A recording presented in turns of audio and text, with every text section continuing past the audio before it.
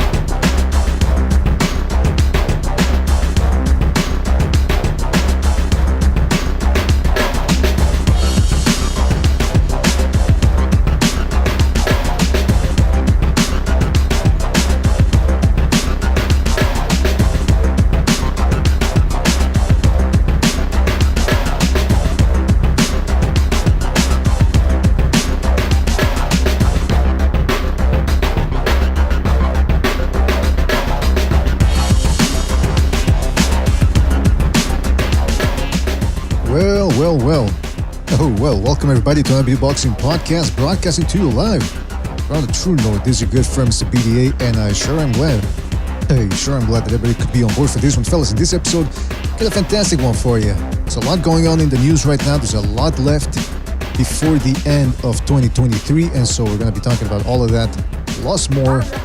Going to be taking your phone calls at the end of the hour if you want to contribute to some of the myriad of subjects that we will be talking about this episode, so stay tuned for that.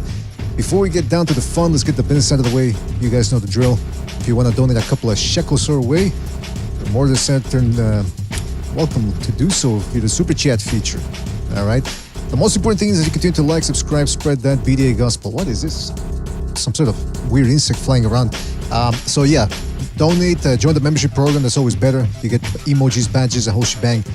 Don't forget you can check us out on Spotify, iTunes, and Spreaker at your leisure. And that's about it, fellas. You gotta give a big shout out to everybody in the chat. Don't forget to like, subscribe if you've yet to do so, all right? I'm talking about the Gucci Berserk, Reverend Pickles, Rampax Trucking Company in the house. Shout out to him. Fluffy Toasters 89, the Boxing Kangaroo in the house. Fluffy Toasters 89, the Boxing Kangaroo says, salute, bro, to SSC, I believe. Some Rando, Super Sardonic, Quags in the house as well. Shout out to him. Shout out to SSC in the house as well. Soul Passive Live, Dark Hat Dog, I think that's Fire Fist. Cal L, Kane Mack, Timothy Figueroa, Knockout Ned, Dennis from Boston, Romero R, Hard Recoil, Lalo Soto 13 Gaming, Team Batman Boxing, and many more to come, I'm sure. Fellas, thank you for joining us. Really appreciate you dropping by. All right, so this is going to be a little bit of a throwback episode. Usually we do episodes when there's something going on, you know, after a fight or whatever, but, and if not, we usually end up talking about Canelo this, Lomachenko that, Terence Crawford. Now, we will be talking a little bit about those guys, but we also want to take the time out to talk a little bit about some of the past fights we've had this year and what a year it has been. Some of the past fights that we've enjoyed, all-time boxing memories, and perhaps some more arcane subjects that usually are bypassed on this show because of bigger fights. So we'll be talking about that, and you're certainly welcome to introduce more subjects via the chat, or if you want to call in later on, that will be fantastic as well. Let me call a couple of people in here. Start cooking with a little hot grease, as they say. Turn the stove on. Hold on a second. How do I? All right. I don't know if... I don't know who's available. I'm just going to call a bunch of people, see what pops in. I usually don't do that. I forget who's available, who isn't. But hey, I'll start annoying people every once in a while. Well, not. Gonzalo, where's Gonzalo? Hopefully he shows up. Yeah, usually I think we've refrained from doing shows at 5 p.m. Usually that's what the time we do them at, or used to. But hey, gotta change it up a little bit here. See, we got King Butcher jumping in. Butcher, you there? No, he hung. All right. Who else? Yeah, Bucho. Yeah, all right. Call enough people here. Some random says hit the like. Yes, indeed. Hit the like. Shout out to Senpai Leo. Says, what's up, BD gay? Oh, wait a minute. That's well. If by gay you mean overjoyed, happy, of course that's what I am. But if you mean in the homosexual sense, I completely disagree with that statement. Then I completely disagree. So we've got the Chief and we got King Bucho. Fellas, you there? Good evening, sir. Good evening. Thank you for dropping by. Well, listen, I've got a list of subjects that we got to discuss here. A lot of subjects. So let's get right to them. First of all, I want to talk a little bit about Chris Eubank Jr. versus Liam Smith. We didn't do a post-fight show either after the fight or on Sunday either because, I mean, there wasn't that much to talk about. But suffice to say, Chris Eubank ended up defeating him, I believe, in the 9th or 10th round. Just a completely easy fight, very uneventful as well. I don't think there's much to say other than, well, no, there's a lot to say about the fight, but in terms of what happened, it was just what occurred in the first fight and what should have really happened in the first fight. Had Eubank not acted like an asshole on the ropes and just tried to do the fucking shoulder roll, which he cannot do, by the way. He doesn't tuck his chin in under his or behind his shoulder, which is the basic tenet of the fucking Philly shell. That's what they call it, the Philly shoulder roll defense.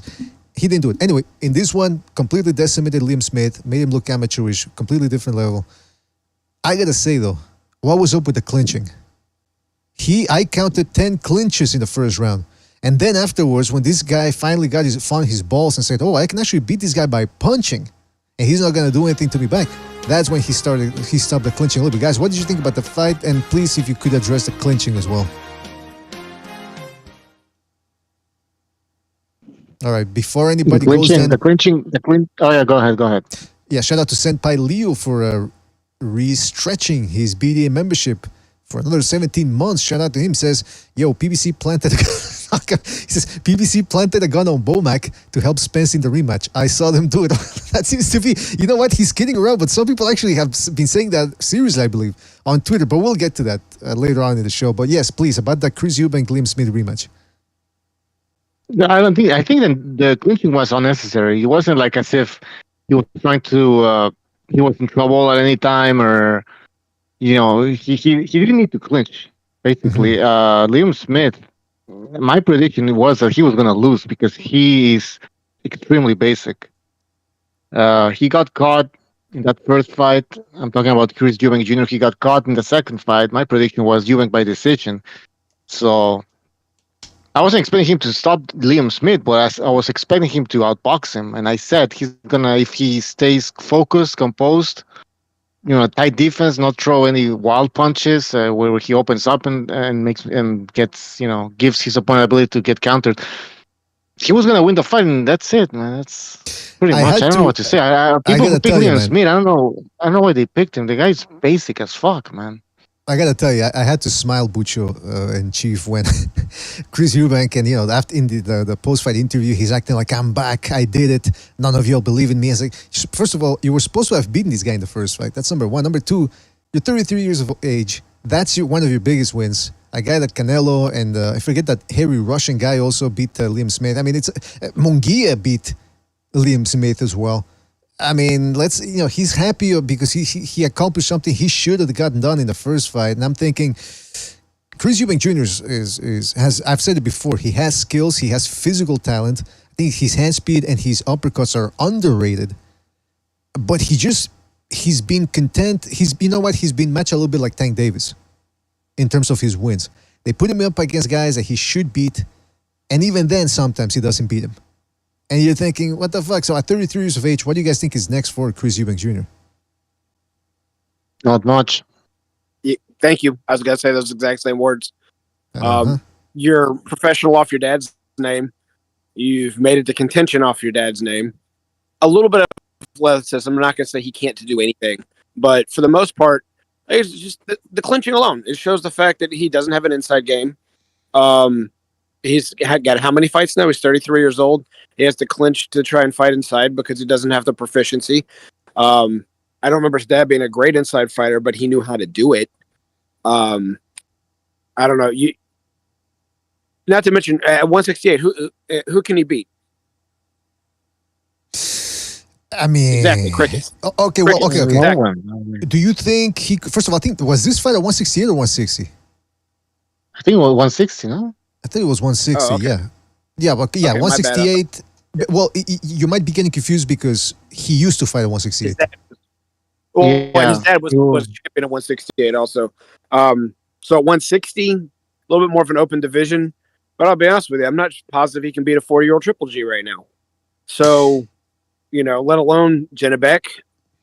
If Charlo goes there after Canelo, Jamel that is. Jamal, based off of 2 years in inactivity, he might be able to pull that one off. That's still a maybe. So that's a pick'em fight on a guy that's been off for 2 years. His last win was over the number 4 journeyman contender of Montiel. That tells you exactly the faith that at least I have in him. So yeah, you guys are right, man. Look, he's limited. I think he could have done more with the talent he had. And that's some of the things, that's one of the main criticisms that even, what's his name? I think it was Conor Benn had of him, which is that, hey, I hear rumors that, at some point he was living in Vegas, living it up. And it's almost like, how they always say that, and I think we've referenced this as well throughout the years, that it's never a good thing when a fighter has one foot at the door or when he's got options outside the ring. You see these guys who are studying in college while being professional boxers, and then they get their degree, and then all of a sudden they lose 2 fights in a row, and they go, okay, I'm good. And they go into their profession. And it's almost the same thing with Chris Eubank Jr. He already had money from his father. He's already made his own money, fighting lesser opposition, but getting paid big money because he's, Chris Eubank's son. So it's almost like he's never really had to push himself. And you saw what happened when he fought the best opponents of his time. Of his record. Billy Joe Saunders, George Groves, and then Liam Smith. He lost against those guys. Now, finally, he avenged one loss, but it's at 33 years old. So, in other words, I guess my question would be, realistically, who are they going to cash him out against? That's a good question. His people need to be shopping for whatever's going to sell the most. So it's going to have to be something that can fight, that can sell over in Europe, particularly England, along with his name. But I mean, who does that? Who's really going to be that cash cow that's going to say, "Yep, that's the fight that's going to really sell out Wembley Stadium," or something like that? And I don't have an answer for that, but that's what they need to be looking for, is one more cash cow payday. And by that time, he'll be 34, 35, because it's probably not going to happen this year. And he can, like you said, he's already made lots of money. He probably may have a trust fund from his dad, may or may not. I'm not saying he does, but there's a possibility. So as far as real quick, for guys that have like the ones that went to school, the ones that I know of the most that went to school that were successful were Van Horn and Baby Bull Diaz. You're right. Once they got their degrees, they weren't really as focused anymore. But they both wanted to go to law school. You know what I mean? All right. You You can't box and go to law school at the same time. There's not time for that. Exactly. I mean, and it's almost too, it must be, and I'm going to speculate here, but it must be hard or difficult too, where the thing that grinds boxers down the most is the repetitive nature of training. Day in and day out, same routine. And it takes a strong mind to stay focused. So imagine you're going through some hardship, maybe you get a loss, maybe you go through a couple of wars in actual fights, and you start thinking, why am I putting myself through this when I could be sitting in a nice cushy office, just doing this and that? You know what I mean? It's like that's what starts creeping into their mind, and that might seduce them away from the sport. Agreed. In addition to the fact that they've probably built a nice size nest egg, Diaz was making really good money at lightweight. I don't know what Van Horn was making. It was in the 80s, but he was making high 6, low 7 figures. Definitely high 6 figures on HBO, on After Dark and stuff like that. And he was getting paid well, and he was selling out seats out in Texas. I don't know if he was major stadiums or not, but he was selling out a lot of seats. He got high ratings. So he's probably getting high 6, low 7 figures, like as I stated. And then when he was done with building that, and he had, probably several $100,000, if not a couple mil in the bank while he was finishing law school, and he knew how to, balance a budget, then he knew how to live, and he had money to go to school with, and he wasn't living hand to mouth. Mm-hmm. And he wanted to be a lawyer. So that was his other goal. So one goal was met. He was a champion, multi-belt champion. And then he faced really good fighters like Marquez. And didn't win those fights, but he performed well in some of them. And then, so I made a ton of money and I still want to be a lawyer. You can't do, you could probably go to college and box, but you're going to be a doctor and be a lawyer and box. That's probably not going to happen. Yeah, that's, I mean, come on. At some point you do one or the other. You can't be doing both. And I also, a couple of more things on this Chris Eubank Jr. situation. So he gets to win, gets his revenge, which shouldn't have, it didn't need to happen, that rematch, had he done what he was supposed to in the first fight. I'm looking at the Ring TV ratings here. They get Eubank Jr. Rated at number 9, Smith at 4. So I suspect this, obviously they haven't updated the list yet. So I'm guessing Eubank Jr. is going to fall somewhere between number 4 or 5, depending on what these people do. I'm looking at the middleweight rankings here, and you guys were right. Slim pickings right now. You got Felix Cash, former fellow UK fighter. Maybe they could. From what I understand, with these UK guys, that's usually what they'll do. They like to take their sweet-ass time, just as they've done with Eubank Jr. And they could probably do a Felix Cash fight and do decent money over there for less work. I could also see Eubank Jr. ending up fighting Derevyanchenko, who's had one of the toughest schedules in the past 3 years than any boxer in this division. I mean, take your pick. He's fought Jack Kolke, Golovkin, Daniel Jacobs before all that, Munguia, Jermel Charlo. This guy, and he's taking some big shots in the Adames too. He fought Carlos Adames and gave him a competitive fight. Erislandy Lara, for some reason, still rated number 5. He was supposed to fight Danny Garcia a couple of weeks ago, and then I don't know where they decided to pull it. By the way, Rick Glaser claims that he spoke to an insider, and he says that the reason why that fight was tentatively canceled, or whatever they want to call it, is because they don't have any money to hold it. And then at the top of the division, it gets a little bit more interesting. You got Carlos Adames, you got Zanibek. I don't try to get me to pronounce his last name. And Gennady Golovkin, who for all intents and purposes should be off the list. I mean, the guy's pretty much retired from what we've been told by insiders. So I don't understand why he's still there. So the other thing I want to say about the Liam Smith thing, Butcher sort of touched on it a little bit. When Liam Smith walked into the ring for the Chris Eubank rematch, they get the lights, they're making a whole pomp and circumstance. He shows up, he steps onto the stage before getting to the ring, and he starts soaking in the adulation like Canelo does when he fights in front of hundreds of thousands of people. And I'm thinking, just get to the fucking ring already. Like, and everything he was saying before the fight too was indicative of a guy who just thought he was going to show up there and win again by knockout. And that's, I was telling people I think it was in Black and Browns or on White Rapids, I forget, that this is why Liam Smith has always been the type of fighter he is. That's why he always stayed at the level that he's at, which is just a good contender, because he's not that smart. He didn't try to switch things up. No, I mean, come on, I'm being serious. I'm not kidding around. I hear you. You're not saying he's a dumbass, but you're saying like his boxing IQ and his goals altogether weren't to be a great champion. Otherwise, he would have tried harder. He wouldn't have been just satisfied with the small crowd or a medium crowd like he was there. His goals would have been harder. He would have trained harder. He would have put more effort out there. Well, Chief. Just talking about what he should have done, and I know it's easier said than done, but believe me, I'm going to back it up here. He looked clueless against Chris Eubank in the rematch. And he was looking clueless. If you rewatch the first fight, which I did multiple times before the rematch, he was looking clueless in that one as well. The thing he should have done was back Chris Eubank Jr. up, because Chris Eubank Jr., if you give him space to get off his combinations, he will let them go. Chris Eubank was skittish in the early rounds. You could tell that the knockout stoppage had affected him, despite everything he said before the fight. He was intimating that it was an elbow that knocked me out, but no excuses, blah, blah, blah. He was scared because he was clinching so much early on. Little by little, he started realizing, hey, Liam Smith only has an overhand right, which he keeps trying to launch after I shoot my jab. And when I start throwing combos, he just starts bobbing and weaving, and he doesn't counter.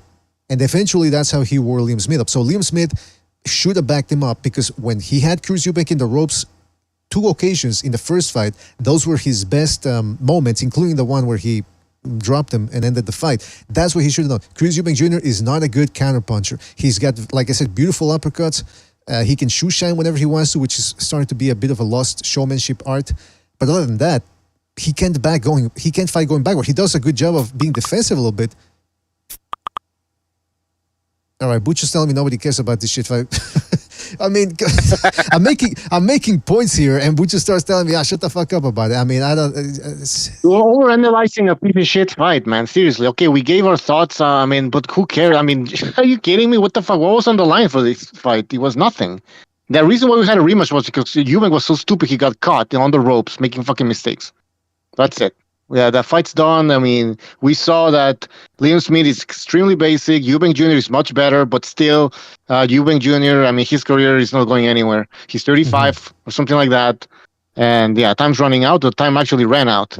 So I don't care if he has ball marking in his corner. Jesus, it's over. It's over. So let's talk about something. Can I just make a quick comment here? I saw a video posted by the Haymanites on Twitter where you see what Spence set up before the fight, that he said he's one of the best welterweights of all time and how he was going to win the fight. And then in the video, you see every time the Spence was knocked down, and you see the mistakes that he was making, pretty bad mistakes. So, I mean, I don't like saying this, but I think that guy was overrated.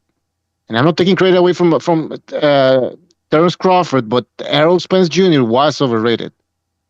We've said this before the fight, even like he made a lot of mistakes, and we question his wins, and his inactivity also was playing a factor in there. But his wins weren't that impressive, and so I think he was a hype job. And there's nothing wrong in saying that. He's not a bad boxer. He's not terrible, but he's not great.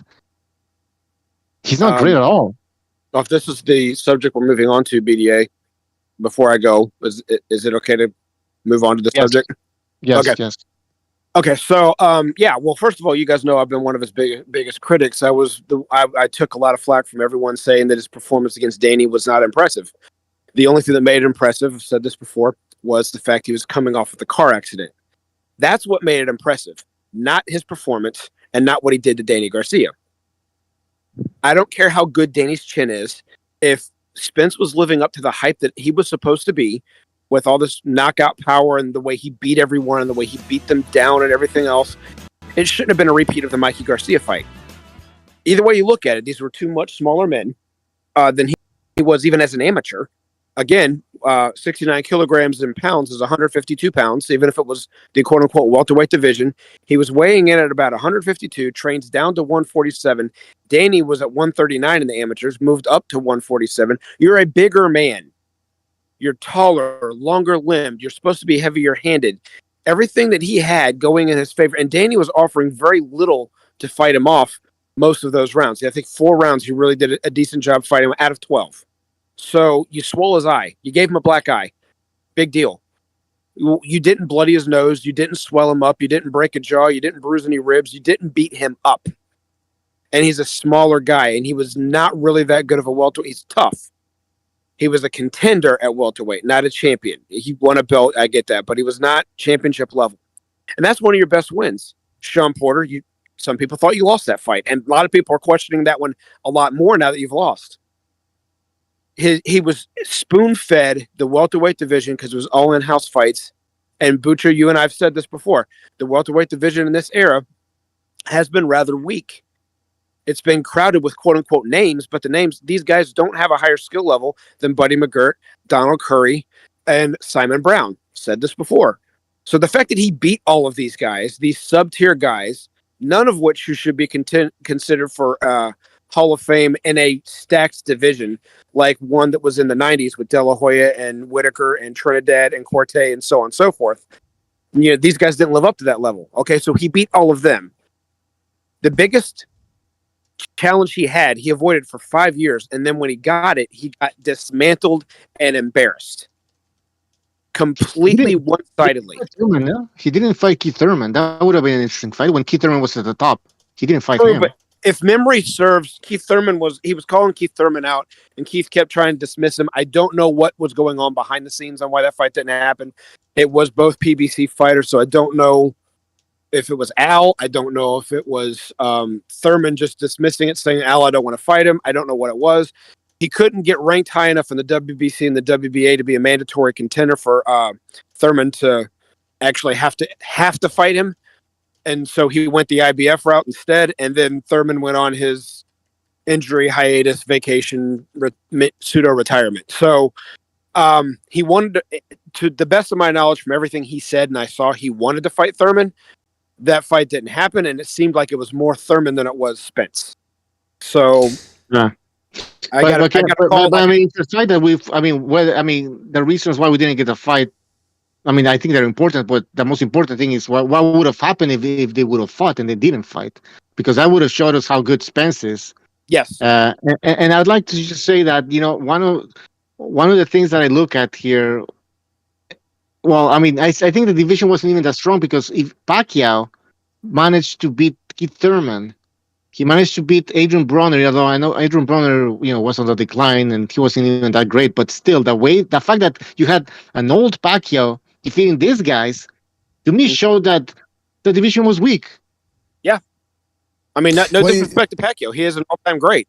But you have a 30-year-old or a 29-year-old Broner against a 39-year-old Pacquiao. You have a 42-year-old Pacquiao giving Ugas everything he can handle. Whether you think you really lost that fight or not remains to be seen. It was not a one-sided outclassing butt kicking by Ugas. It was an extremely competitive fight for a 42-year-old who'd been off for 2 years. So this is the depth of the division. Yeah. So it was hype. Well, I'd like to say this, man. Twiddling his thumbs, fighting whoever will get in front of him, and then he finally gets his big fight, and he annihilates the guy. Yeah, it's a shame that this fight failed to occur in 2019. I could sit here and make an argument about why I think Crawford would have still beaten Spence. But at the end of the day, it's all speculation. It's a shame that didn't happen. I tell you what, though, Yordenis Ugas, who is very adamant about reminding people that he lost by stoppage against Errol Spence, he's got a weird thing where, usually fighters don't like to talk about, especially active fighters, don't like to talk about their losses. This guy just loves to reference it, which has led some people to believe either he's some sort of he's got a loser mentality, where he loves to talk about it, or he's not the one in control of his Twitter account. Be that as it may, this is what he had to say about the Spence-Crawford fight. He says, I don't know what the fuck happened. I mean, that wasn't the Spence that fought with me. He seemed like a completely different person. Now, guys, and he says, I think that at 154, the rematch will be more competitive. Guys, this reminds me of when an old Bernard Hopkins, 40-something-year-old Hopkins, would beat these younger guys, much younger guys, and they would go, I don't know what happened. Just it wasn't me tonight, Or like when Lemieux, Billy Joe Saunders outboxed Lemieux, he kept saying, I don't know what happened. It wasn't me tonight. It wasn't me. It's like, well, how about you give the other guy a little credit? You know what I mean? It's like, hey, maybe the other guy was just better than you. And that's I think what happened here. Is Crawford was just better than Spence. I'm not saying that the Spence's lifestyle and all that didn't play a factor, but I'm saying is Ugas shouldn't act so sharp. No, he is better. That's the thing, though. He's better, no doubt about it. But that way he destroyed Spence doesn't make any fucking sense, right? If you consider Spence to be like this undefeated boxer who he had 3 belts and he's a Hall of Famer. So many people are saying he was going to be in the Hall of Fame, and then he gets destroyed the way he got destroyed. To me, that means that he was a hype job. It's as if De La Hoya would have knocked out Trinidad in 3 rounds or something like that. Like, what would no.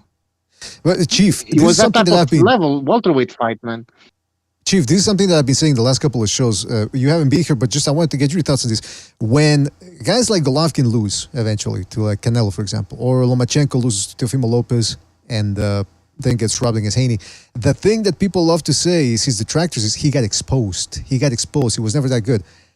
Errol Spence loses to Terence Crawford, and those same people, detractors of Lomachenko and Golovkin, are that they're Errol Spence fanboys. They don't say Errol Spence got exposed. Errol Spence gets stopped, absolutely trashed. Right. They don't say he got exposed. You know what they say instead, Chief? They say, "What a great fight! What a great event!" That shout out to both guys for taking the fight. Blah blah. They just won't say Errol Spence got exposed. But when a guy loses a close decision, what do you think about that, Chief?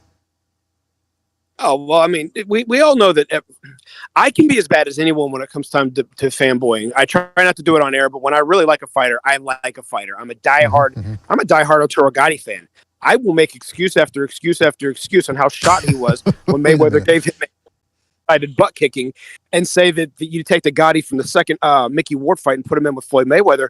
it'll be the same result, but it'll be a more competitive fight. Nobody wants to think that I'm real when I swear by this, that I really think that. Now, I don't think at any moment in time outside of when Gotti was a champion at 130 and Floyd had only 5 professional fights, do I think Gotti would have beat Floyd. That's about the only time I think he could have. But when I really like a fighter, I really like a fighter. However, when my fighter gets exposed, I have to man up and admit it. And that's exactly what happened. Now, as far as what Bucho was saying, the way this fight went down, and people have called in, the doc called in, all people of sorts of said, our little viral clip that went about him breaking everything down makes sense because Ugas is correct. Spence's hands were not as fast. His combinations weren't as good. They just looked stale. Now, did they look stale because Ugas was a late 30s fight, in his late 30s, overrated, an upcoming junior welterweight with just a high guard that was there to be hit? Is that why his hands looked slower against Crawford, who was actually there defending himself and punching back? Maybe.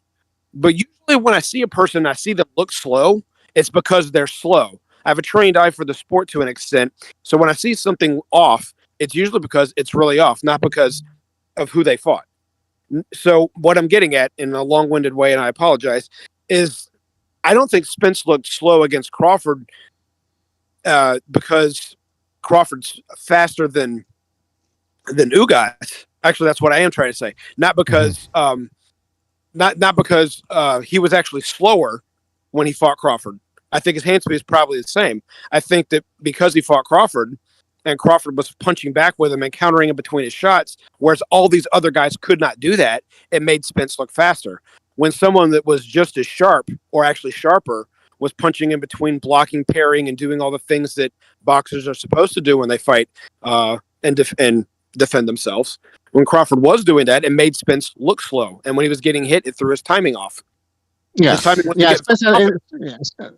has never been a really fast fighter. But his hands looked against Ugas. His hands looked faster than they did against Crawford. But it was Ugas. Ugas is not fast. He stands still. He has a high guard. He doesn't move his head. So every time you guys know you've been boxing. Every time your glove and you feel the contact, you can go ahead and throw another punch, whether you're doubling up with the same hand or throwing a combination of shoe shining.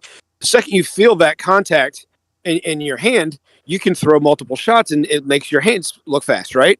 Well, he wasn't able to do that against Crawford. Crawford was moving. He was making a miss. He was blocking shots. And then when he's blocking shots, he was punching with Spence. That's something that has never happened before. Everyone usually took their turn and waited for their opening. Bud would block and parry and block with a punch and then counter with the same hand. That's never happened to Spence before. So when this happened, it made him look slower because it threw his timing off. Exactly. There you go. See, Maybe he was hesitant as well.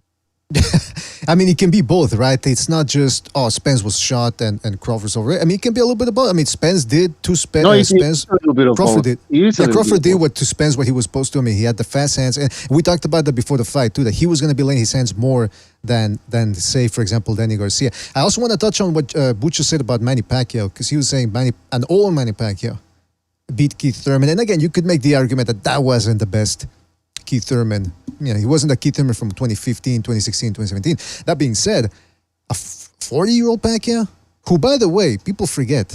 People keep rating Pacquiao based on what he did at 140, 147. That's not... That was everything. While he was fighting at 147, he was above his best weight. He'd already cemented himself as one of the greatest fighters in the lower weight divisions prior to 2008. Everything he did at 140, 147, and that catch weight of 152, whatever that he put on Margarito, that was just icing on the cake. So essentially, a non-welterweight I would have picked him to wipe the floor with Spence, Ugas, Danny Garcia. I think Sean Porter would have been a little difficult because Pacquiao wasn't the greatest, dealing with people in the clinches, and I think that's where Porter would have tried to take in it a little bit. But I think it would have looked very similar to Pacquiao's fight against Bradley. And by the way, Pacquiao and Sean Porter were familiar with each other because they sparred a lot, so just keep that in mind. I think the Crawford fight would have been more complicated for Pacquiao because of Crawford's length and, his speed and power as well. But ultimately, I think Pacquiao would have just been doing things a little bit better throughout 12 rounds.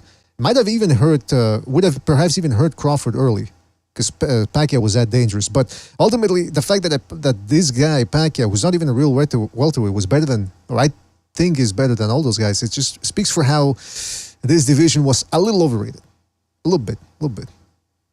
It's a double-edged sword. I think it talks about how it's a little bit overrated, and also talks to you about how great Manny truly is. Because I'll tell you this, based off of the inactivity, I don't think Floyd was going to be able to come back and win as decisively. He still would have won against Thurman because he probably would have outsmarted him and pot shot him and probably held his way to a victory. But it wouldn't have been as dynamically as impressive the way Manny came out with that speed, floored him in the first or second round, and just outfought him. Went at the younger man who'd been off for a long time. But if I remember correctly, Manny had been off for at least a year also, right? More than 6 months. Yes. So a 40-year-old that's been off for between 6 months to a year takes on a 30-year-old who should still be close to his peak. And he dynamically went at him, outfought him. Now, again, I'm not saying that Floyd coming out of retirement couldn't have beaten Thurman also, but not in that fashion to where you sit there and go, wow, look at that performance. Mm-hmm. That is not just cement on top. You've now etched yourself into a boxing Mount Rushmore off of this, because who else has done that? It's not a heavyweight. Well, that brings up a lot of things. Number one, that we could talk about, but you're absolutely right about some of these guys need to take risks, and you're starting to see. First of all, okay, in terms of risks, for example, the news that just came out about I think yesterday was that the undefeated lightweight Frank Martin and the undefeated Shakur Stevenson will be fighting sometime around November. Now, a lot of people are saying that Shakur Stevenson is going to win this. Some people saying easily. Ultimately, people are glad that this fight is happening. And guys, all I can say about this fight happening is, first of all, I hope it happens. They're saying that it's going to happen. I hope it happens. I was very dubious about whether it was going to take place, but I'm glad it's taking place. The only thing is, though, this is what I want to see more of. I want to see young fighters on the come up fighting each other. I'm done with this whole thing that whenever these guys make this type of fight, we should all stand up and applaud as if they did something extraordinary. This is something that all fighters should be doing. What do you guys think about that and about that? I'll be right back. You guys take over. Take the lead, please. I'll be right back. So yes, this should be the norm. I don't mind if you keep fighters apart for a certain amount of time to try and do a build-up so they don't face each other too early, because sometimes if you face someone too early, the rematch won't sell very well. But at the same time, they need to seek challenges. One of the last times I've seen an up-and-comer prospect beat every other prospect in his division before he even won even a lower-level title was when Klitschko went through on a tear and beat everyone until he lost to Corey Sanders. But any other contender that was out there, from Charles Schufer to Derek Jefferson to Jameel McCline, every last one of them that was like another, this next great American heavyweight contender, Vladimir beats him. Next one, Vladimir beats him. Next one, Vladimir beats him. He hasn't even won a title yet. And he's going through every other prospect on the way up. Now, a lot of people don't like Klitschko. I get that. And they have their reasons why, and I don't argue those. But name me another fighter that's beaten every other fellow prospect that's come around on the way up trying to get themselves a title shot. It doesn't happen. Yeah, no, I'm trying to think of one, and I can't find one. I did like the way Spence looked on the way up, but I didn't see him fight another prospect at all. I like the way Floyd came up, but his first 17 fights, I don't remember him fighting a ranked fighter. Ray Leonard. Ray Leonard may have fought. I was too young to really remember where some of these people were ranked for him. But I knew he took chances because I remember he was fighting at welterweight and he took on a middleweight at a catchweight before he fought Benitez, and so he's fighting a guy that normally had close to a 20-pound advantage on him and had a weight advantage going into the ring, and he still won the fight. So that was a risk. Well, maybe it was just on paper because he was so much better than the other guy. I don't remember which fighter it was, but I remember he fought a guy that was fighting at middleweight. Well, that's a welterweight fighting a middleweight going into the fight with a significant weight disadvantage. Well, can I say something about this fight? this Frank Martin Shakur Stevenson fight. A lot of people are picking Shakur Stevenson. Now, here's the thing. Though. Frank Martin has ability. If he thinks he's going to outbox Shakur Stevenson, I mean, Shakur Stevenson has this uncanny ability to freeze people with his speed. And even though Martin can match him, in terms of hand speed, it's about the technique then that really makes a difference in these type of fights. I don't know if you guys saw that Frank Martin's last fight against Artem, whatever his name was, an Armenian guy. I thought he lost that fight. And Artem or whatever his name, he's not even as quick and as fast as Shakur Stevenson. Shakur Stevenson has an unorthodox style, though, that can be exploited with good technique, I believe. But here's the other thing. Frank Martin, in that last fight against the Armenian, he seemed to be out of ideas, boxing from the outside. But when he pressured and let his hands go, he was hurting Artem. And that's what he's going to have to do against Shakur Stevenson. If he thinks he's going to outskill and outfinesse Shakur Stevenson, that's not going to work. And it's interesting, though, because against Artem, he should have done that. He hurt him in the 6th round, I believe. And then afterwards decided to go back on the back foot and try to box him from the outside. That type of mentality is not going to work here. It's like, we were talking about Terence Crawford earlier. It's as if Crawford, when he fought Kavaliauskas, and he was trying to fight off the back foot a little bit, Kavaliauskas was getting the better of him. Imagine if Crawford would have said, okay, let me just keep doing that. Let me just keep fighting off the back foot. He probably would have gotten caught again. Instead, he said, let me back him up. And I know that takes skill and blah, blah, blah. But that's the basic thing here in boxing. You got to let your hands go. And that's what Martin, he lacked in that type of mentality. So if this fight does indeed happen, he needs to let his hands go. And he needs to hit whatever he can hit. Because these guys don't seem to understand. You hit the guy to the arms, the body, the elbows. They hurt. They create an effect. Shakur Stevenson is a human being. He feels pain. He feels hardship just like anybody else. You got to put it on him. Also, let's not forget what he said after the Nakatila fight. When he caught a right hand from Nakatila sometime in the middle of the fight and said, I didn't like how that felt, so I decided to play it safe. So you can see that he's used to making guys miss all the time. In the amateurs, in sparring. This professional boxing, 8-ounce gloves. You put it on a guy, you got to test him. And so I think that's what Martin has to do. He can't out-finesse this guy from the outside. He can't think, I'm going to out-think him. You got to fucking take it to him. What do you guys think? Bicho, you want to go? Well, Chief, you go. Okay. Well, first of all, the one thing I noticed about Stevenson, at least at junior lightweight, and I don't remember his last fight. Has he fought? Who did he fight at 135? Non-title fight. Stevenson, you said? Yeah, he's already moved up and had it. He fought a Japanese guy, unheralded Japanese guy in his last fight. I don't remember that fight. I have to go back and watch that one. It was a stop. Well, what I've noticed lately is he's flat-footed. He's not on his toes. It's not that he doesn't have movement, but the type of style I'm thinking usually would go with Shakur Stevens, of smooth footwork and being able to bounce on the toes, being light on your feet. So even when you catch him, you don't have it doesn't sting as much. I haven't seen that since the Oscar Valdez fight. I've noticed him being very flat-footed, kind of a wide stance. I don't know how long his reach is compared to other guys, but because he uses that southpaw jab so well, it throws a lot of people's timing off because it's like a probe that's already in the way, so they have to get past it. When you have five guys that rely on finesse more than pressure fighting and aggression, you're not going to you usually aren't going to knock them out very well because one, most of them I've seen do have a decent chin, but two, they know how to survive and protect themselves. So you beat them by angles, turning, and most of all, touching. You just keep the gloves on them, like you were saying, BDA. This is Frank Martin's best ploy because, like you said, with that jab probing, you're not going to outbox him. I mean, first of all, you have to win the foot battle, which nobody's been able to do so far. Even though he's flat-footed, it's hard to get that foot advantage on the outside. Mm-hmm.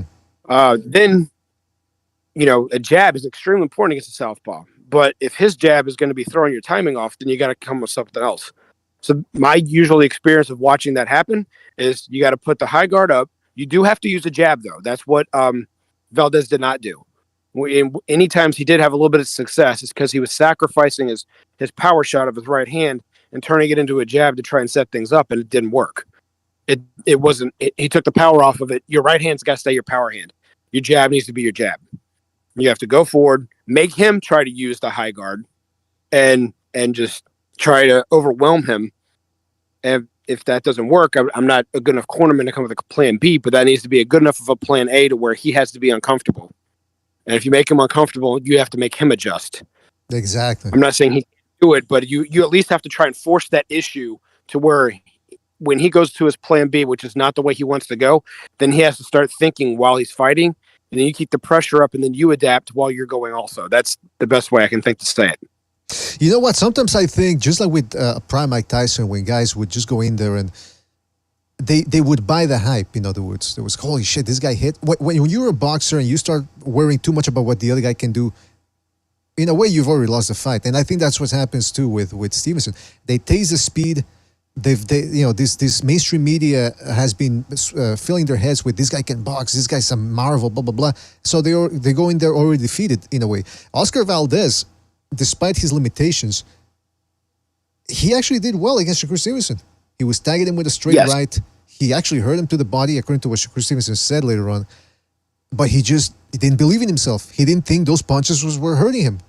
I don't know. Maybe he thought he was just going to land one punch and take him out. And when he saw that didn't work, he sort of felt despondent. But you got to keep picking away at the guy. He doesn't like getting hit. He said so himself. And some people are going to say, again, we've been through this before. Oh, nobody likes getting hit. Now, believe me, some guys, they don't like it the same way, we like eating ice cream or eating pussy or whatever. But, they sort of enjoy the contact. This guy said, you usually and very rarely will you hear a fighter say, I don't like getting hit. That's what Shakur Stevenson said. So if all else fails, just fucking keep it on him. Because you ain't going to beat him from the outside, Frank Martin. You already got out of boxing your last fight. Yeah. And so, Valdez did some things well, but what he didn't, I don't think he had the IQ to adapt. So when he lost the foot battle from the very beginning, that neutralized his jab at the same time because you can win the battle of the jab if your foot's on the inside.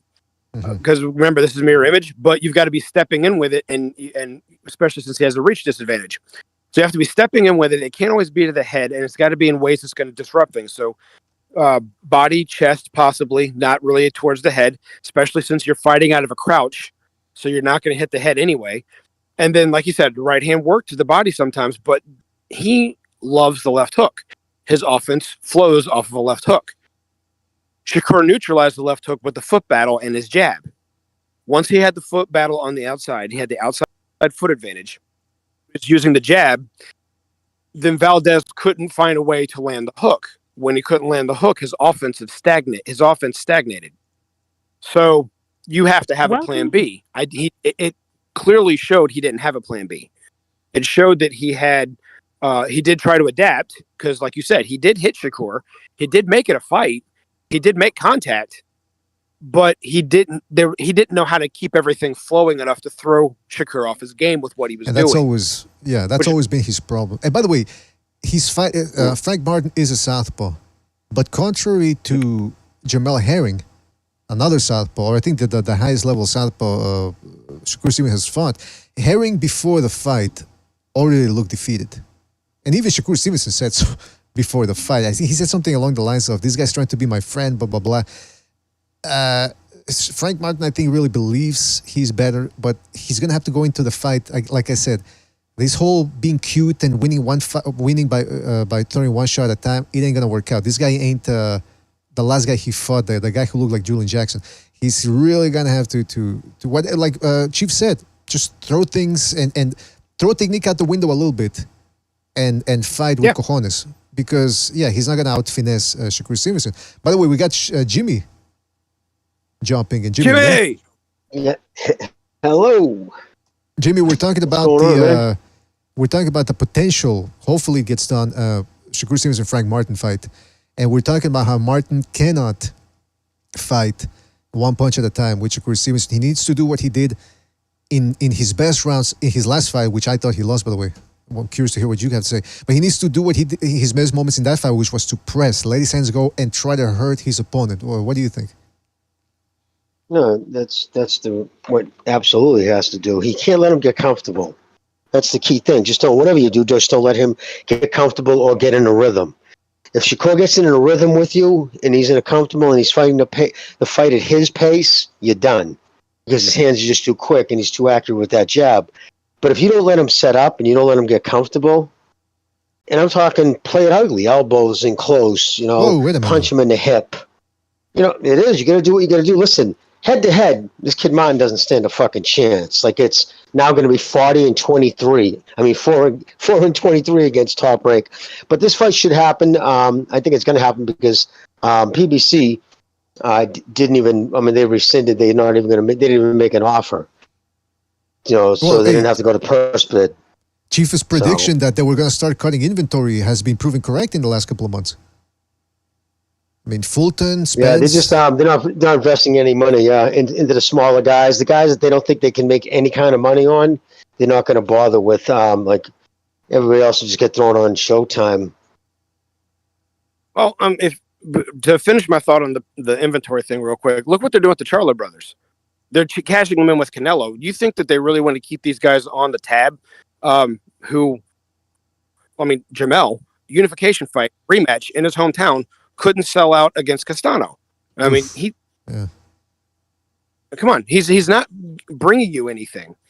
So put him in against Canelo, see if they'll get a $10 million purse, and then from the $10 million purse, I'm going to go ahead and take a percentage out of that as the matchmaker, advisor, or whatever Al Heyman wants to be, that whichever hat he wants to wear. And now I've just made money off of him. Mm-hmm. And then if he performs well, you can, even at a loss, you can market him somewhere else, and you throw Jamal in because he hasn't brought you any money in 2 years. And even then, what's the best he's done? The biggest pay-per-view he had was during COVID, and it was a multi-title fight. He was the main event, but there was no crowd, so it wasn't like any real money was bought into that. So he hasn't made you any money. So when it comes time, they're the bigger names, but they actually have a cash cow near them that they can cash in with. But at 33, if they lose to Canelo, it's no skin off Al's nose, because he's like, oh, but I've made money off of these guys finally. And then he can either cut them loose or do what he's doing with everybody else. It's like, yeah, you can be on Showtime for the rest of your career. I don't care. I finally made my investment back. So that's my piece on that. No, exactly. You're absolutely right. I mean, it's look, the PBC, they usually take a hiatus of a couple of months, and then they restock and they come out with a couple of dates near the end of the year. We're nearing September. We are in September. At this point, the fights that are going to be taking place in November and December should start getting announced now. And the fact that to me, the red flag was that Lara Danny Garcia fight, which all of a sudden, even during fight week, you were thinking, okay, when's this happening? How come I'm not seeing any commercials, even though it's been advertised on the ESPN schedule, the overall schedule on the website for weeks. And then all of a sudden, Espinoza comes out on Twitter and says, whoever thought that fight was happening this Saturday was listening to the wrong sources. Well, I'm sorry, ESPN is a bad source. I don't know what's going on here, but look, I've said it before, I'll reiterate here. I don't want the PBC to go out of business. The only reason why people say, why you criticize, people hear us criticize the PBC and they think we hate the PBC. The only reason we criticize the PBC is because they're not making the right moves. Sorry. I mean, if they were making the right moves, I'm a boxing fan. I want to see boxing fights. I don't want to see boxing fights on pay-per-view that shouldn't be pay-per-view, by the way. That's also one of the major sources of criticism. But if the PBC goes away and Showtime merges with Paramount Plus and there's no more Showtime, it's like, that leaves us with ESPN, The Zone, neither of which is perfect either, by the way. ESPN, the rumors are that the Top Rank is unhappy with what's going on there at ESPN. The Zone has started putting fights on pay-per-view, even though they said that we're going to be the non-pay-per-view platform. So, fellas, essentially what we're talking about here is this a little worrisome for boxing fans? Well, one thing I've said for a while is the fact that the reason why some fights aren't being made or we're not seeing these guys more often is because there's only so many platforms. Well, let's take Boots Ennis, for example. He fights under a PBC banner, even though that's not his promoter, but he fights on Showtime. And right now, since 19, he had, I think, 3 fights at 19, 2 in 19, 3 in 20, 1 in 20. I forget how many, but he had in 22, I think he only had 1 fight and it was only 4 minutes. And now he's had 2 fights this year. But a guy like him, who's almost going back to prospect status because he's not in people's face all the time, how did Riddick Bowe become famous? How did Tommy Morrison become famous? They were on TV all the time, sometimes multiple networks, which we don't have. There's the case in point. There's our problem. There's not enough platforms for him to fight off of to say, no matter who the promotional company is, to get him on there so people can see him, to say, I want to see more of this guy. He's got a big record, but they've slowed his career down a lot for someone who's not at that cusp of getting a title shot. I mean, even George Foreman, when he came back, fought like 20 some odd times before he got a title shot. And even after he knocked out Addison Rodriguez, which got him a #1 contention, he still fought 2 more times before he fought Evander Holyfield on ESPN. Interesting. Point though, he fought on USA and ESPN, multiple platforms. Right now, we've got Showtime, DAZN, ESPN. Those are the main things we have. And with those being the only ones going, whatever their budgets are to help put things out there, you don't have too much to try and get a household name out there. And they're not going to invest in to say, hey, you know what, that Oscar Valdez, we need to get him on TV 4 or 5 times this year. No, they have a budget. They're not going to expend it all on any individual fighter unless that fighter is a major cash cow, which outside of Canelo and if possibly AJ, there really isn't another one that I know of off the top of my head. So the platforms aren't going to overly invest into the Charlo brothers or Boots Ennis. They're going to start to want to invest into Crawford now because he just had a high profile win. And he's gotten on, regular talk shows talking about this. So he's got momentum, but that's one of like 3 fighters we've named. Yeah.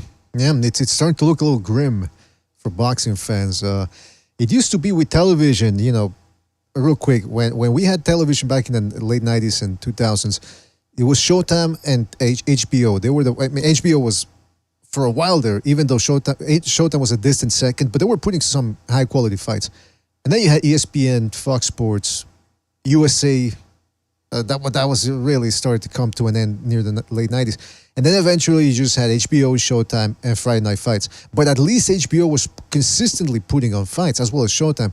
Now, the DAZN and ESPN are consistently putting on fights, but there's nowhere else for some of these guys to get that extra fight in the record during the year so that they can have 3 or 4 in a year. And that's diluting the quality of the fights too, because we're not seeing fighters at their best. You see where I'm going with this, fella? So it just seems like there's a lot of problems going on right now with boxing. But there's some positives. This year was a fantastic year. And I want to talk a little bit more about what's going to happen this year. We got a couple of phone calls here. Let's get to them real quick here. Don't forget to hit the like, fellas. Hit the like. Really helps us out. Let's go to 979. 979, you're on the air. 979, what's on your mind? What's up, BDA and everyone? This is Bruce from Houston. What's up, Bruce? Can I talk about the Frank Martin versus Shakur Stevenson fight? Absolutely. It's a bit of an open subject. It's a bit of an open subject here. So whatever you guys want to talk about, you go ahead and tell us in your call. Man, I think Shakur beats him, man. Like, I think a wide decision, honestly. I don't want to 100% base fighters off of their last fights, but man, Frank Martin, he kind of his stock kind of went down after his last fight, man, because this guy showed a lot of his flaws. That German dude, or that he's like Armenian German or something like that. I don't know. Artem. Yeah, Armenian. Yeah, but if you rewatch that Frank Martin's last fight, man, Artem, he was hitting him with body shots, right hands to body, and he was there were some body shots were hitting with where he straight up froze, like his legs buckled and he kind of froze, like he knocked his breath out. Man, imagine Shakur with his timing, and it'll be southpaw, so he'll be hitting his liver side with the straight lefts instead of the straight rights to the other side. And man, he might. I could see him completely freezing him up and just taking away with the points. Maybe dropping him once or twice, but I see Shakur beating Frank Martin. All right, there you go. I mean, you're in the majority there. A lot of people are picking that Shakur Stevenson to beat him. Yeah, and did you see? So Venado Lopez, he's about to fight next week. I think next Friday. Joey Gonzalez, and apparently Venado doesn't want to fight Robesi Ramirez. Like, he was on Twitter saying that he's not worth it or something like that. I don't know why. Is that right? Don't want to fight him.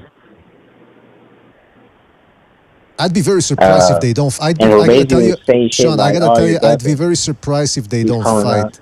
I'd be very surprised if they don't fight because Joey Gonzalez is a bit of a road warrior, and I think if I were to speculate, again, I'm speculating here. I don't know what he's thinking, what his true intentions are. I think he's just saying that to sort of put Robesi down a little bit. I mean, look, they're both with the same company, Top Rank. Same network, all that. I think that if I had to bet, I think the fight happens. Fire just love to talk, to try to get digs in at their opponent. But anything else you want to say before we move on? Yeah, well, talking about the Venado versus Robesi, some people were talking about how, like, Bob Arum wanted to keep them on ice for Inoue, apparently. And that's why Venado, like, wants Inoue so bad. Like, he was talking about how he like, posted some on Instagram and Twitter, like, him, like, a poster of him versus Inoue. So, I don't know. Maybe Arum is shining that golden ticket in front of their face and shit, and, you know, they don't want to let go of them belts. Maybe. That's I mean, we'll see what happens within the next couple of months. We should be, especially, first of all, he's going to get past Joey Gonzalez. That's not easy for anybody. So, we'll see what happens afterwards, and I think the Robesi Ramirez fight is the easiest to make for Top Rank. So we'll see what happens, man. All right, well, listen, we got to move on here. Thank you for sharing for your call, and call back next time, all right, man? Take it easy out there. All righty, thank you. Bye. Thank you. Don't forget to hit the like, fellas. Hit the like. It's a bit of a free-form show today, talking about anything and everything, so make sure to call in and give us your thoughts on whatever you want. Let's go to 713 here. 713, you're on the air. 713, what's on your mind? Yeah, hello, can you hear me? Yeah, we can hear you, man. What's hello? up? Oh, man, I just got to say, of all right now, boxing is, these couple of weeks is kind of boring. But I'll be honest with you, this is the best boxing year we've had. Because even the UFC fights, I don't think they're doing that well either. And supposedly the antitrust lawsuit is giving a green light to go to a federal court. And it'll be years before it settles down. But this is like the first year UFC's not overshadowing boxing, because right now we've been having good fights up until these last couple of weeks. But also, I'm rooting for Shakur Stevenson to beat Frank Martin because of the PBC lack of matchmaking skills, because that's what they lack. And also, where everybody's lacking, they don't want to cross promote. They I don't know, it's a money thing, it's an ego thing. They don't want to cross promote. I noticed there's a lot of hate towards Golden Boy. I don't know why, but there is. But that's my take on it. And then the big fight is September 30th, right? And then we don't get no big fights till maybe late October. It's in December. But that's about it. But like I said, I don't think everybody in the fight game, including the MMA guys, it's just kind of grim all across the board. All of them. I don't care who's trying to tell me that this area is doing better than that area. It's not the case from what I could tell. But one reason is cross-promoting, but now we're getting Frank Martin, which is PBC, versus Shakur Stevenson, which is a top-ranked fighter. They're going to go at it. Shakur, to me, is a favorite, stylistic, and that's it, man. Enjoy your show, and it's been a while since I've been calling in, but take it easy. Bye. All right, thank you for your call, man. Take it easy out there. Yeah, man, I mean, 23 has been a fantastic year, let me tell you. Let's go to 336 here. 336, you're on the air. 336, what's on your mind? Yo. I'm going to make this quick. Shakira is the most overrated fighter in the sport of boxing, and I'm picking him to beat Frank Martin, unfortunately. I mean, I am rooting for the Indianapolis kid, but Shakira got wide feet, slow hands, not a good combination puncher, not a good inside fighter. When he throws combinations, he throws at the same speed, the same combinations over and over and over again. This kid is criminally overrated against overmatched competition that have not had a fucking chance to beat him. If he beats Frank Martin, he will be a 3-weight world champion, only beating 2 champions, and one of them, Oscar Valdez, that should have came off a loss to Conceição. His resume is garbage truck juice, terrible. Haney is faster hands. He's got better time. He's longer reach. And he's in there with much better competition than Shakira. Shakira turned down 25% because he knew he got schooled by Haney. Shakira is overrated as fuck. I'm going to tell you a southpaw, American southpaw, that's way fucking better than Shakira, and that's Bam Rodriguez, with wins over Quadras and Surikiset Sorangvasai.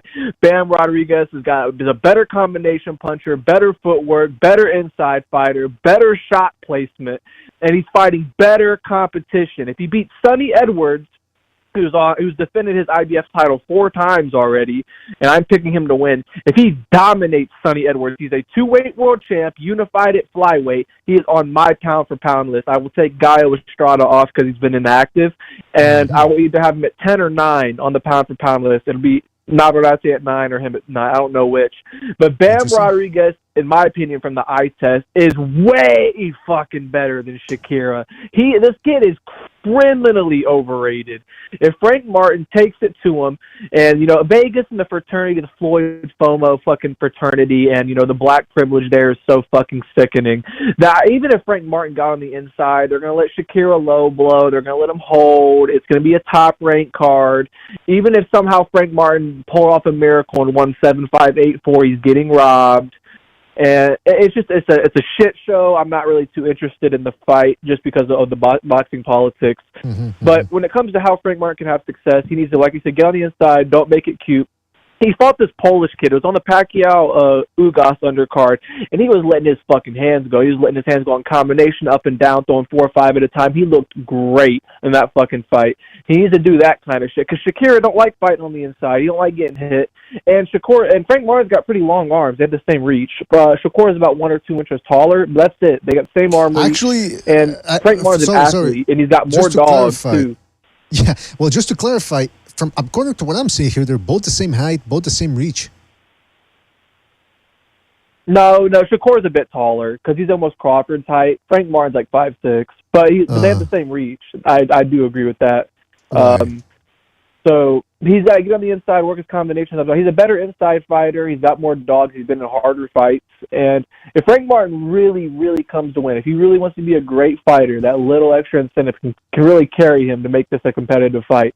If he's not looking to sell his own, he really believes he can win, I believe he's athletic enough to get on the inside to give Shakira real problems, unless Shakur magically changes his footwork in one fight. Look what happened to Fulton, man. He got packed up like George when he had that long stance against fucking Inoue. It's a garbage fucking style. It's not indicative of someone who's an athlete, someone who's genuinely a great fighter. It's a backflip princess pussy style where you're just point collecting, and that's it. It's garbage. Shakira is criminally overrated. He's not on my pound-for-pound list, even if he beats Frank Martin, because Bam Rodriguez is going to smoke Sonny Edwards. And Sonny Edwards, Carlos Quadras, and Surikiset Sorangvasai are way fucking better than Frank Martin, Oscar Valdez, who shot and should have lost. He's lost three of his last 4 fights, as far as I'm concerned. And Jamel Herring, who was already on his way out, but he was too content with losing. Bam Rodriguez is better than Shakur Stevenson, and I'm out. Fuck that, Chris. All right. Take it easy out there. Thank you for your call. Call back next time. Take it easy out there, right? He covered a lot of points in that one. Let's go to another phone call here. Let's go to 949. 949, you're on the air. 949, what's on your mind? Hey, how's it going? This is real cool. I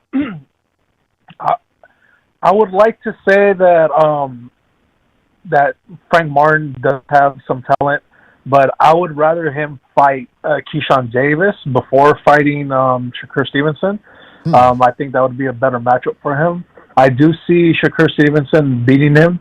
Frank Martin didn't look as good on his last fight, in my opinion. And Shakur Stevenson, at least showed us that he could beat, world class fighters. Yeah, he does, back foot a couple times.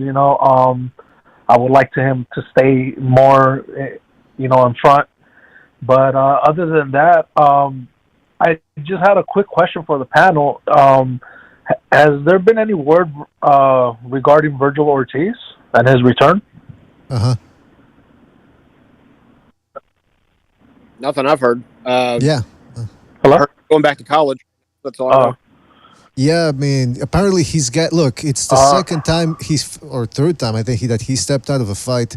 Just counting the Stanionis fight alone, that's what, twice that it's been postponed. So, and now he's he says he's going back to college. It just seems like something's going on where his career is in limbo right now, and I don't know, man. I don't know if he comes back after this.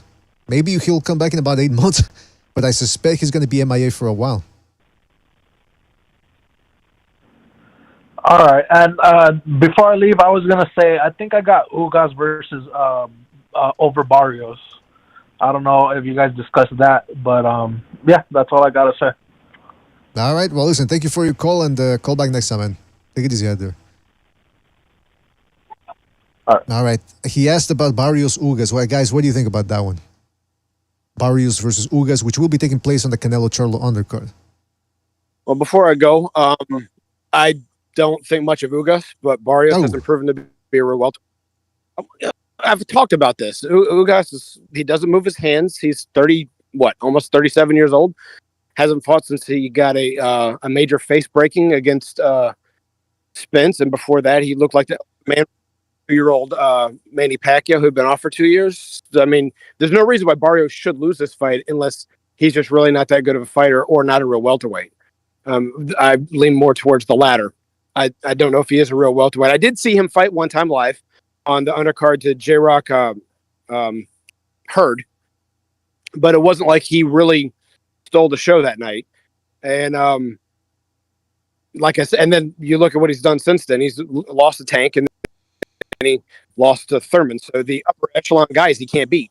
So this is maybe a 50-50 fight against a guy who he should be able to clearly beat based off of age and skill level. But he hasn't. I don't know who to pick, but I wouldn't be surprised with Ugas at the end. They can keep the cannon fodder, beat somebody else at 147. Exactly. That's a good way of putting it. Yeah. All right. Well, listen, Chief, thank you for being here, man. And maybe you can jump in if we're still here, man. Thank you, sir. All right, man. Shout out to you, man. Yeah, Jimmy, what do you think about this fight? Barrios versus Ugas. Yeah, Ugas, whether he wins or not, it's going to win. They're going to raise his hand. Barrios is just the guy they bring in for the, they need that Mexican surname. I mean, that's the PBC's way. Make their money off. They know what crowds brings the crowds. But yeah, unfortunately, Barrios just isn't that guy. So I think they'll give it to Ugas, whether he wins or not. I think we've seen that time and time again in the PBC. Whoever has home court advantage is going to get the nod. But yeah, so I mean, it's kind of just a cash out, really. Jimmy, I'd be interested in this fight if both guys had been a little bit more active in the last year. You take a look at Barrios, he got a win in February of this year against an unheralded opponent. He won that one by TKO. I forget which card that was in. February 11th. That wasn't a pay-per-view, so I forget where he was, but he got that. Conversely, you look at Ugas, and even then, by the way, one fight since February. That's inactive. Ugas, on the other hand, worse than that, hasn't fought since that shellacking he took from Errol Spence, and that was in April of 2022. Jimmy, how is this? People go, oh, wow, what an interesting fight for the undercard. Yeah, if both guys would have stayed active, right? I mean, it's a good. I'll watch the fight. I'll buy the pay-per-view, but come on, isn't this like a cold slice of pizza? It's good, but it's still fucking cold. Exactly. No. Yeah. My God, with that, it's the same thing with the kid Crowley, the Canadian welterweight, had strung together two excellent performances. What happened to him? I think they stuffed him on an undercard somewhere, but that's it. I mean, like I don't know if people get suckered in because like they get brought in on as an opponent. If they win, I don't know if it's part of their contract. They have to stay with the PBC. Thankfully, Crawford only has one more fight with the PBC, and his contract's up. He only signed a 2-fight deal, so he's only got one more fight left, and it looks like it's going to be the Spence rematch. Then after that, he's a Freemason again. But yeah, no, he's so he can sign with anybody. what are you trying to say? Yeah, free agent. I was slipping that in there. But yeah, he's a free agent again after the last fight. I tell you who is a Freemason. I think Canelo's a Freemason. He's got the sign of his. Other people have mentioned it before too, by the way. So I'm not speaking out of school here, but his the logo that he has kind of looks like the compass and the hammer or whatever that is for the Freemason. And he does a shoe sign. You know when you put your finger to shush somebody under your nose or across your nose and mouth? Yep. And there's I was reading a book about that recently, and there's a big Freemason presence in Mexico since the 19th century. And they started spreading a lot of like Marxist stuff back in the 19th century to try to destabilize the elected government. So just food for thought. But I wouldn't doubt it. I mean, they target the wealthy. And I would imagine Canelo's a definite 1%er in Mexico. He'd be a 1%er in the United States. You know, I mean, that dude's got fucking stupid money. So, right. I wouldn't doubt it. He's exactly the type of person. He's influential. He's got money to burn. So, if they do have an influence in Mexico, he's definitely the type of person they would go after. Yeah. Maybe that's why he's such a good fighter, too, because they've told him the arcane secrets from pre-Judaic times. Anyway, let's go to a couple of phone calls here, man. Let's go to 214. 214, you're in the air. 214, what's on your mind? Yeah. Well, guys, I just want to talk about this subject, that there's very few great fighters in the sport right now. Like, I was talking to this guy in the comment sections about Terrence Crawford and said that he never fought a great fighter. I'm like, well, there are not too many great fighters. They're active. They're still fighting. You know, all the great fighters are retired, and it's hard to become a great fighter because you know the how much less they're active. You know, it's just hard because the only way you can really become a great fighter is through accomplishments, performance, and consistency in this day and era. I mean, even look at some of the only ones that have like a whole bunch of great fighters on their resume are the guys at super flyweight, like Chocolatito and Juan Estrada. You know, those are the only guys that really have like 1 or 2, 3 great fighters. And Canelo fought, but that's because Canelo was around since 2005, and still when he got to those great fighters, they were old. You know, Shane Mosley, Cotto was definitely on his way out, but you know. And Floyd Mayweather. So there's not too many great fighters left. And I'm really looking forward to the Kenshiro and the Juntos fighting. I'm really looking forward to those Japanese guys. I think that these guys are all going to Hall of Fame. Katsuto Ioka, Junto Nakatani, Noah Inoue, and Tanaka fell off. He's the only one I can think of. Hey, wait a minute. Those guys Who's Kenshiro fighting next? Kenshiro is fighting Heki Butler. Oh, but the South African the guy. Okay, he's never gonna fight Bomba? I thought that was the fight. You remember that fight got postponed a while back, but yeah. Well, Bomb's coming back in October 27th. They're probably gonna do it next year. But he wants to fight Bam, just like because Tanaka also wants to fight Bam. That's what they really want to do, you know. I mean, get whatever. I'd rather see Taraji versus Gonzalez, aka Bomba Gonzalez. But eventually, you know, like you said, these guys always end up fighting each other. So I wouldn't hold it against them if it doesn't happen this year. But geez, Luis, can we get it done already? What else, caller? What else on your mind? Yeah. What'd you say? What else is on your mind? Man. Yeah, like I don't think it's. I think it's gonna be hard. It's gonna be hard for it's gonna be hard for someone to become a great fighter. Like look at Anyway, he's the only great fighter in and around his weight class. Like 118 to 112 to 126. He's the only great fighter there. Well, I mean, hold on. This generation, I gotta say this. This generation, we've had some great fighters. I mean, Canelo's forged a great legacy. Usyk's forged a great legacy. Inoue, Crawford's on his way. I mean, he just needs one more win, and I think he's fulfilled the promise that was that. But the thing is, we used to have in 2000, the year 2000, they used to have like multiple Hall of Famers in like one division.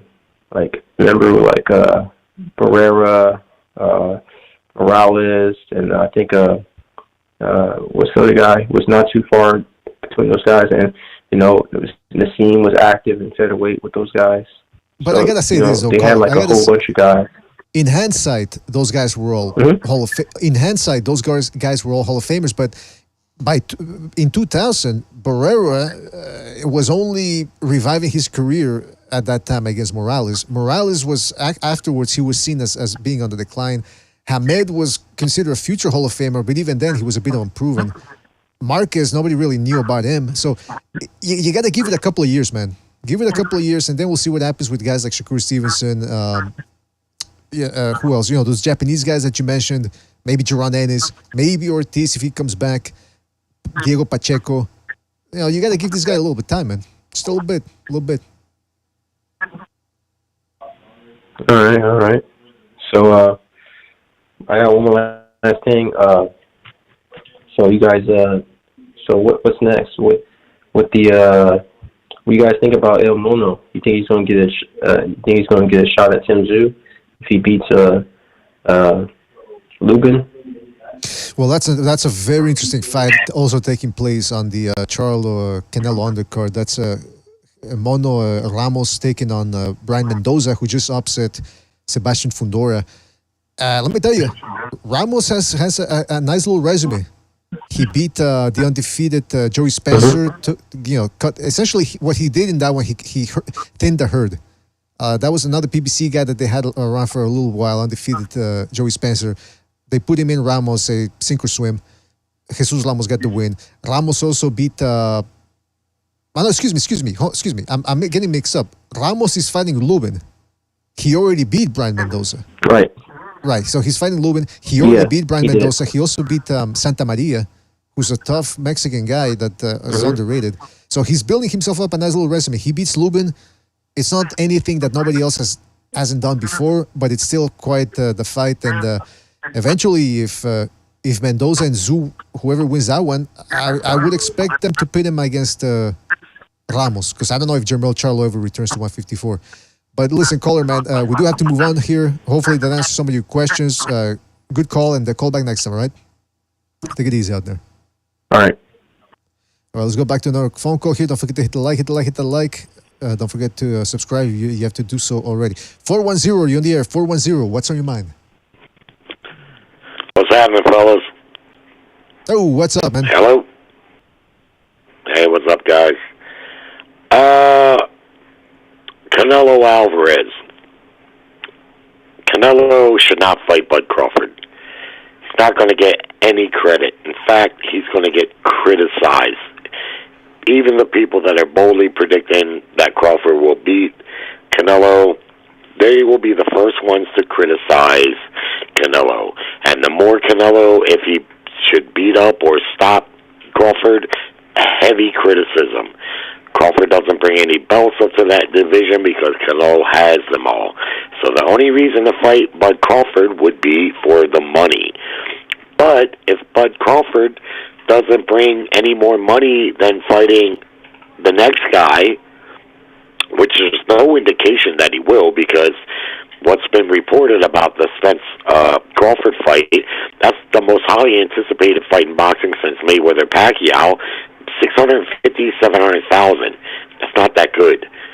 I mean, in today's era, it's decent, but for a super fight like that, it's not that good. So if I was Canelo, I just simply would not fight Bud Crawford. And Bud Crawford could possibly beat him, which would be a huge career, legacy type of beating that he would, I mean, it would be a real knock to his legacy to lose to a guy moving up 3 weight divisions. And like I say, he doesn't bring any titles. He'll get criticized. If he beats him, he's going to get criticized. It's just, if I was him, I wouldn't fight him, period. Let me get Jimmy in on this. Jimmy, do you agree with the caller? Do you think Canelo will get criticized whether he wins or loses? I mean, it's even, let's stick to that one. If he wins. Of course. It's a lose-lose all around. I mean, he beats him. If he beats him severely, it'll enrage the people who want to see him lose to a black fighter, because that's the end of the day. That's what this is all about. And he'll just come down on him even harder. You know what I mean? And I hate to even have to bring it up like that, but it is what it is. So, he'd have to beat him just on the points. But if he destroyed him, knocked him out, forget it. It would just send their rage into the next level. And that's stratosphere. Yep. Just the hatred this guy gets is just insane. Canelo fought exactly. Khan. Khan moved up 1 division. He was fighting at 47. He moved up. I think they fought at 155, so 1 pound over the junior welterweight limit. He moved up 1 division, and Canelo Alvarez caught all kinds of heat for fighting Amir Khan. I'm like a weight bully, yik yak. I like Bud Crawford. I think Bud Crawford is a modern-day great fighter. But the straight-up reality is his resume is lacking. It just is. I don't blame him necessarily because he fought and he beat the guys that were put in front of him. And that's all a fighter can do. But in the grand scheme of things and just the way it's worked out, if you look at his resume, there's no great fighters on there. He didn't beat any great fighters, unless you consider Spence great, which I would call Spence a modern-day great. Even though he got dominated by Crawford and he didn't look good and he could be damaged goods, I thought Spence was a really good fighter. I'm not surprised that Crawford beat him, but I'm shocked that he beat him like that. I haven't seen Crawford look that dominant against anybody, and I certainly haven't seen Spence look that bad. That tells me Spence wasn't right. You can't tell Crawford fans that. They don't want to hear it. I understand that, but I don't think Spence was right for many reasons. It's not Bud Crawford's fault. I get that, and I'm not trying to degrade Bud Crawford because I like him. He's a hell of a fighter, but I don't see him getting the Canelo fight. And his accomplishments, yeah, he's a Hall of Famer. Okay, fine, good. But if we want to start talking about, he would have beat Mayweather and he would have beat Ray Leonard, I can't get on board with that just yet.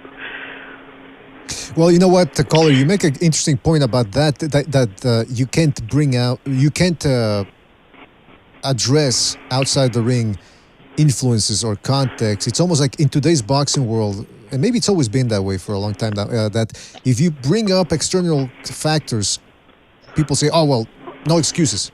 It's almost like there's this unwritten rule that if 2 fighters meet in the ring, whether one's injured or not, he cannot bring up those injuries. Otherwise, they're excuses. And I go, well, I don't know. I mean, that Vegas, when the insiders, when they pick a fight, they look at all the factors. They don't just say the best, this guy's going to show up at his best. They hear the rumors, they have inside sources, and they pick accordingly. Of course they look at all the factors. And it also depends on who the fighter is. This fight between Spence and Crawford was built up over a couple years, a lot of animosity, a lot of split. The fan base is split and fussing and arguing. But like when Tank went the distance with Pitbull, and Pitbull chased him all the way around the ring, he claimed that his hand was bad, and a lot of folks accepted that. Oh, he had a bad hand. Well, guess what? Fighters live with bad hands. That's the life of a fighter. I would be willing to bet you that Pitbull Cruz probably had hurt hands. That's the life of a fighter. Naseem Hamed had terrible hand problems throughout his career, but you never heard much about it because he didn't complain much about it. Only like right towards the end, he started making it known that his hands were, was a big part of the reason why he retired when he did. After the Barrios fight, he could have fought on and made some good money, but his hands were busted bad. That's the life of a fighter. And people will accept excuses from one fighter, but they won't accept them from the other. And or another guy, and I get it, because of the way with the build up to the Spence Crawford fight. But I've watched Spence fight his whole career, all of his televised fights, and he's a better fighter than that. He just is. Now, maybe he's not at this point. And if he's not, there's good reason why he might not be, from the car accident to the weight cutting to the inactivity. I mean, these are valid reasons. And that's not to take away from Bud Crawford, because Bud Crawford, none of that is his problem. He did his job superbly. So, it's not to take away from Bud Crawford, but I just don't know where to place him. When we talk about, it's like the other caller said, it's hard to be great in this era.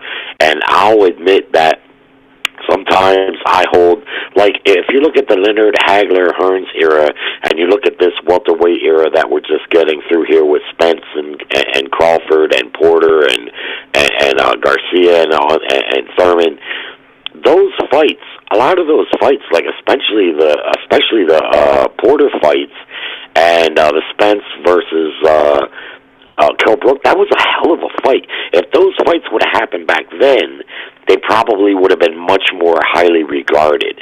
But in this era, they're not looked upon as the same. That was a much more popular time back then for boxing, and so the fights may have been just as good as those fights back then, but they're not looked at as to be as good as what those fights were then. For several reasons, and the first one being boxing's not that popular like it was then. That's true. That's absolutely correct. Also, dwindling fight dates, TV dates. Some of these fighters too. They love to spend more time talking on Twitter than actually fighting. So those are all major factors. But I will say this year we've had some great ones, and we still got a couple of good fights coming up. So hopefully the trend continues and even improves in 2024. Well, listen, Cole, we got to move. We got to move on here, but good call, and call back next time, right? Okay, thanks, guys. Thank you. Take it easy. Thank you. Let's go to another phone call here. Let's go to 510. 510, you're in the air. 510, what's on your mind? Hey, what's up, Jimmy? What's up, Chief? What's up, Bucho? What's up, BDA? What's up? I just came to call back. It's Mr. Booty Juice. I have to call back, waste your time and my time, but I just want to waste your time more specifically, because I guess that's what ends up happening every time I call for whatever reason, according to the chat, I guess.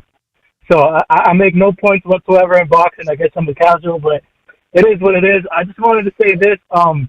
First of all, I agree with what the Fire Fist said about Shakur. I also think he's overrated. Don't get me wrong. That doesn't mean that he's not skilled, but he, compared to his performances aren't that great. And obviously, that's the thing that's wrong with this era. It's just guys are just not that good.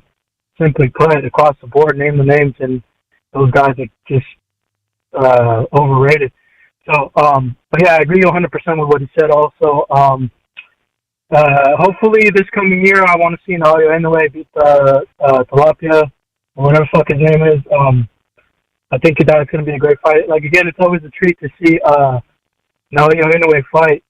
There's nothing I can even think of that, aside from him being Japanese, my only critique would just be outside of boxing, really, other than that.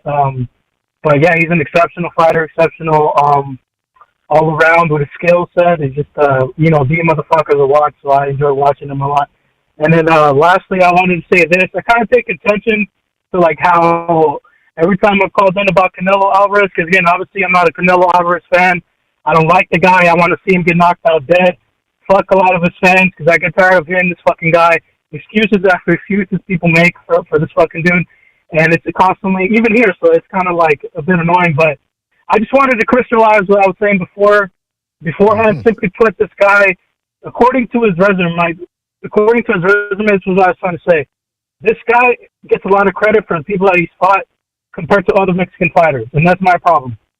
If you look at a lot of the Mexican fighters, the general base, for example, where they come from exactly the same way Canelo Alvarez came from, right? The same sort of they get put through the ringer. Even now, a lot of the Mexican fighters, they get put through the ringer, and they constantly have to fight compared to other groups of people or whatever. So That's just my critique. I'm just saying that a lot of people give him too much credit. That was my whole point. People give him too much credit for the people that he fought at the time that he fought them, and other fighters, especially other Mexican fighters that do okay things, recently they don't get enough credit. And on top of that, the credit, like, he gets haters, right? Because I guess I'm a hater, but the haters that he gets, like, with other Mexican fighters, they don't get a fucking pass like this guy does, and that's my problem. Just be fair about it. If we're gonna talk shit about fighters, right? If we're gonna critique other fighters, obviously everybody. I'm not gonna stop people from expressing their opinions. I don't give a fuck regardless at the end of the day. But if we're gonna critique fighters, then critique this guy and call him for what he is. And like again, this guy's overrated. When he was supposed to step up, this guy did not step up whatsoever. He got his ass beat by Dimitri Bivol. He fucking lost both times to Gennady Golovkin. And a lot of fucking guys, a lot of people out here want to say that this guy's fucking great. He's not a great fighter. He's a good fighter. He's not great. And that's all I really wanted to say, because, again, when I got off the phone, I just like the fact that when I was expressing, like, his style was boring, to me, he's not, I mean, it's not, like, boring. It's just not that exciting. You know what I'm saying? Because it's the same. He brought forward, he cracked, and again, good to him. I've always recognized his skills. I've always said, look, this guy has great sense of timing. His power is pretty much undeniable. He's hurting people. Go ahead. He's exciting compared to whom? Say again. He's excited. How you say he's not excited compared to whom? Like, what's the type of style you like? Maybe name some of the fighters that you find exciting. I just mentioned the guy. This is what I dislike, because I mentioned Dimitri Bivol, but mind you, I specifically said Naoya Inoue, Dimitri Bivol, Gennady Golovkin, because I was talking to Bucha, right? And that's the guys I want to see fight. Those are the guys that are fucking exciting, and it's undeniable. Look at the fights. I enjoy I mean, obviously it's subjective at that point, right? Either you like the guy or you don't. Like, for example, a lot of the movers I enjoy, even though he's pretty boring, but I respect just looking at the performances, like Guillermo Rigondeaux or Lomachenko or Usyk. You know, they're partly movers, but I enjoy them. I like watching them, right? But what I didn't like is the fact that you nitpick a guy, like saying, like, oh, because I got off the phone, right? And then you were saying, well, what I didn't say about the caller was that he said Dimitri Bivol was exciting, which that's not what I said. I said Gennady Golovkin is exciting. That's the guy that I want to see. I want to watch him fight. Naoya Inoue is exciting. That's the guy I want to see. I pay money for that guy. I want to see him fight. I never try to miss any of his fights. And Dimitri Bivol. And the list is, like, longer. There's, like, other fighters that I enjoy watching. But those are the guys that right now are, like, you know, like Usyk, fucking enjoyable fighter too. Well, that's why I said I don't understand. That's why I said I don't understand, because, okay, Golovkin and Inoue, I'm with you. Those guys are exciting. But Bivol, every round looks the same with him. He throws out, 2-3 punches here, moves in and out. You just like watching domination. So you just like he comes forward, right? Is that not what you guys say about, like, when you guys critique the back foot bitches, that those guys don't come forward? Regardless, Bivol always in range. He always cracks people. He always hits so much combinations, clean combinations. I mean, I don't dislike the style. I mean, but like, again, it's subjective. I guess you don't like it, but I think he's one of the greatest of all time. He probably ends up being the Hall of Famer. What I said about him is better beat up. Almost every fight looks the same. He doesn't really almost every round looks the same, and he doesn't really go for the knockout. He doesn't hit to the body. I can say the same thing about Canelo. He looks the fucking same. He looks about the same. And he's a fucking weight bully. I agree to a certain extent that he always, like, for example, the John Ryder fight was repetitive every round. He was just loading up, but at least he was moving forward and trying to get the knockout. He's not just standing there and looking to win a decision. He was loading up because he wanted to get the guy out of there.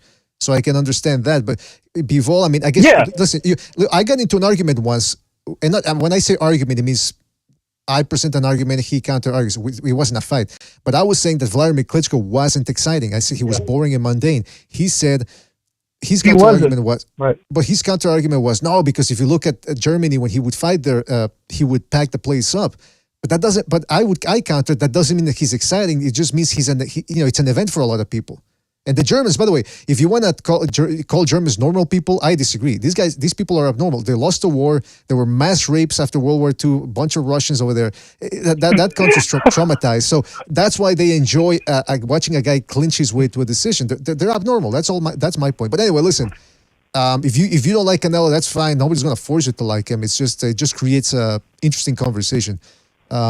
But I don't besmirch you for it, of course. But the thing is, though, the conversation's always one-sided, because, like, as I mentioned before, regardless, people are going to make excuses for this guy. Regardless, what I say, it is what it is. I get that, right? I recognize that. Just next time, right? Just present the how I'm presenting the Army. Just say for what it is, like what I was saying beforehand. That's all I'm saying. That's the thing that annoys me, because I'm like, dude, every single time I talk about this kid, like, again, I don't like talking about him. I don't give a fuck about him. As I mentioned before, even me as a Canelo quote unquote hater, I know he's gonna be fucking Demetrius Andrade if he ever fights him. I know he's gonna beat Jamal Charlo. I know he's gonna beat Jamal Charlo. I know he's gonna beat David Benavides. These are fucking easy fucking fights. I don't even critique Canelo for not fighting these fights early on. He has the option to fucking fight him early in his career or late in his career. It does not matter. This guy has, the ball's in his court. But then, for example, if people make excuses for this guy not making the B-ball fight, this guy is the fucking, what is he, the A side, right? This guy, and again, that's another thing that recently happened that people don't critique him for. This guy could have made the B-ball fight if he wanted to, but guess what? He knew he was going to get his ass beat. He knew he got dominated, and that's what it is. But people, once again, for whatever fucking reason, I'm trying to understand the reason. Why the fuck do people give this guy excuses compared to other Mexican fighters? For example, when Margarito fought Pacquiao, at the time, I was in high school, right? What were a lot of people saying? Oh, he fucking quit. He's a bitch. He's not a Mexican fighter. If you look at Marquez when he fought those other fights too, same deal. Oh man, he fucking got dominated. He got his ass beat. But it's the same deal. So why is it that what I'm trying to understand is this: why do people excuse this guy for when other Mexican fighters get critiqued and they get fucking drowned for it? Same shit. What happened with Oscar De La Hoya in the same round? The same sort of time period. First of all, he got fucking his ass beat, and he quit in the ring. Hold on, before you're going all over the place. And it was the same shit. So that's what I'm saying. Mr. Booty Juice, you're going all over the place. Now you're going back to the lawyer. With Margarito, we gotta qualify what you're saying. You're saying, well, when Margarito lost, people called him a bitch.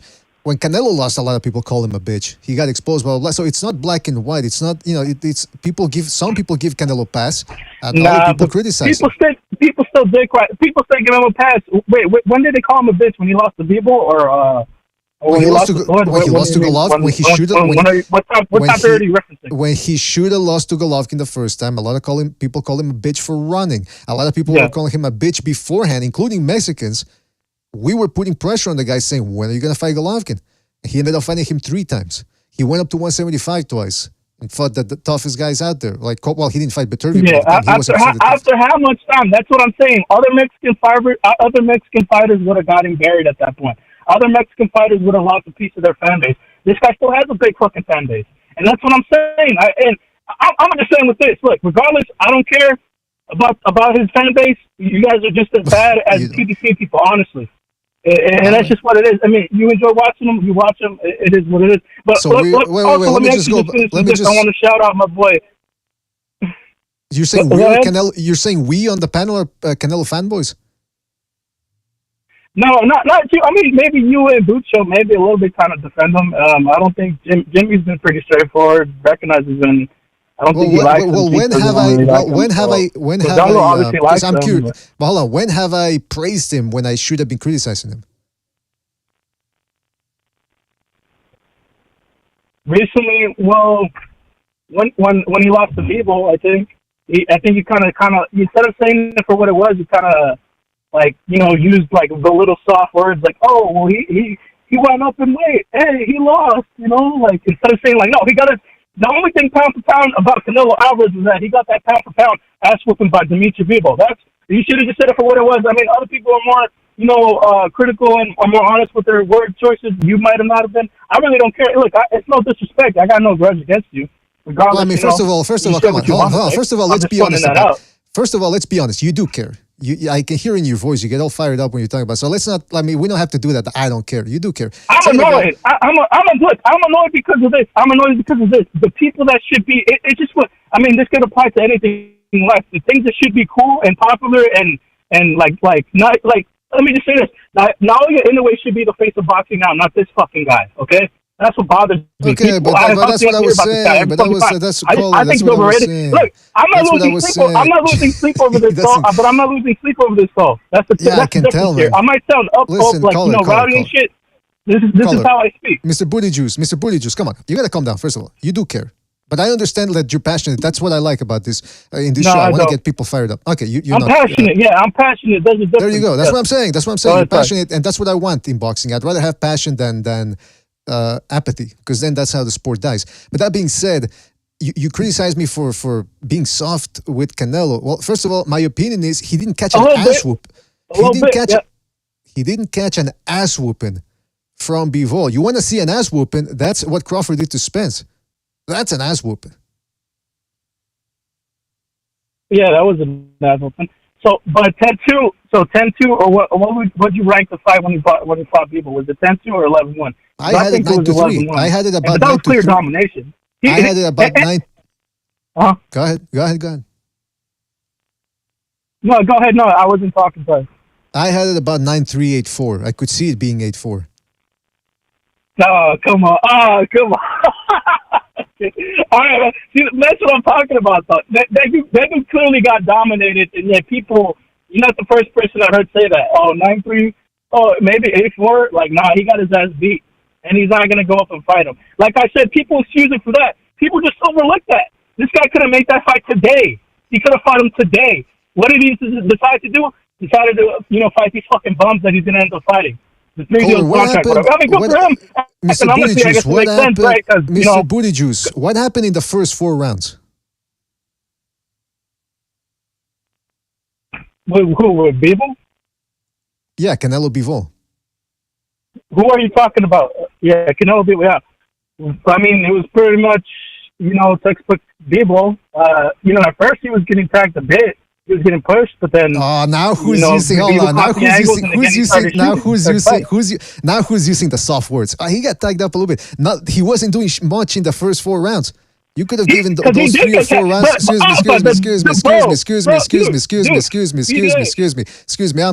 me. I'm talking. You could have given 3 or 4 rounds of those rounds to Canelo. Afterwards, Bivol was outworking him. He wasn't. Okay, well, you disagree. Well, listen, you're using soft words. You accuse me of being a Canelo nut hugger. So if we're gonna play that game, I'm just gonna call you a Canelo hater. No matter what the guy does, you go against him. So I guess we're at an impasse.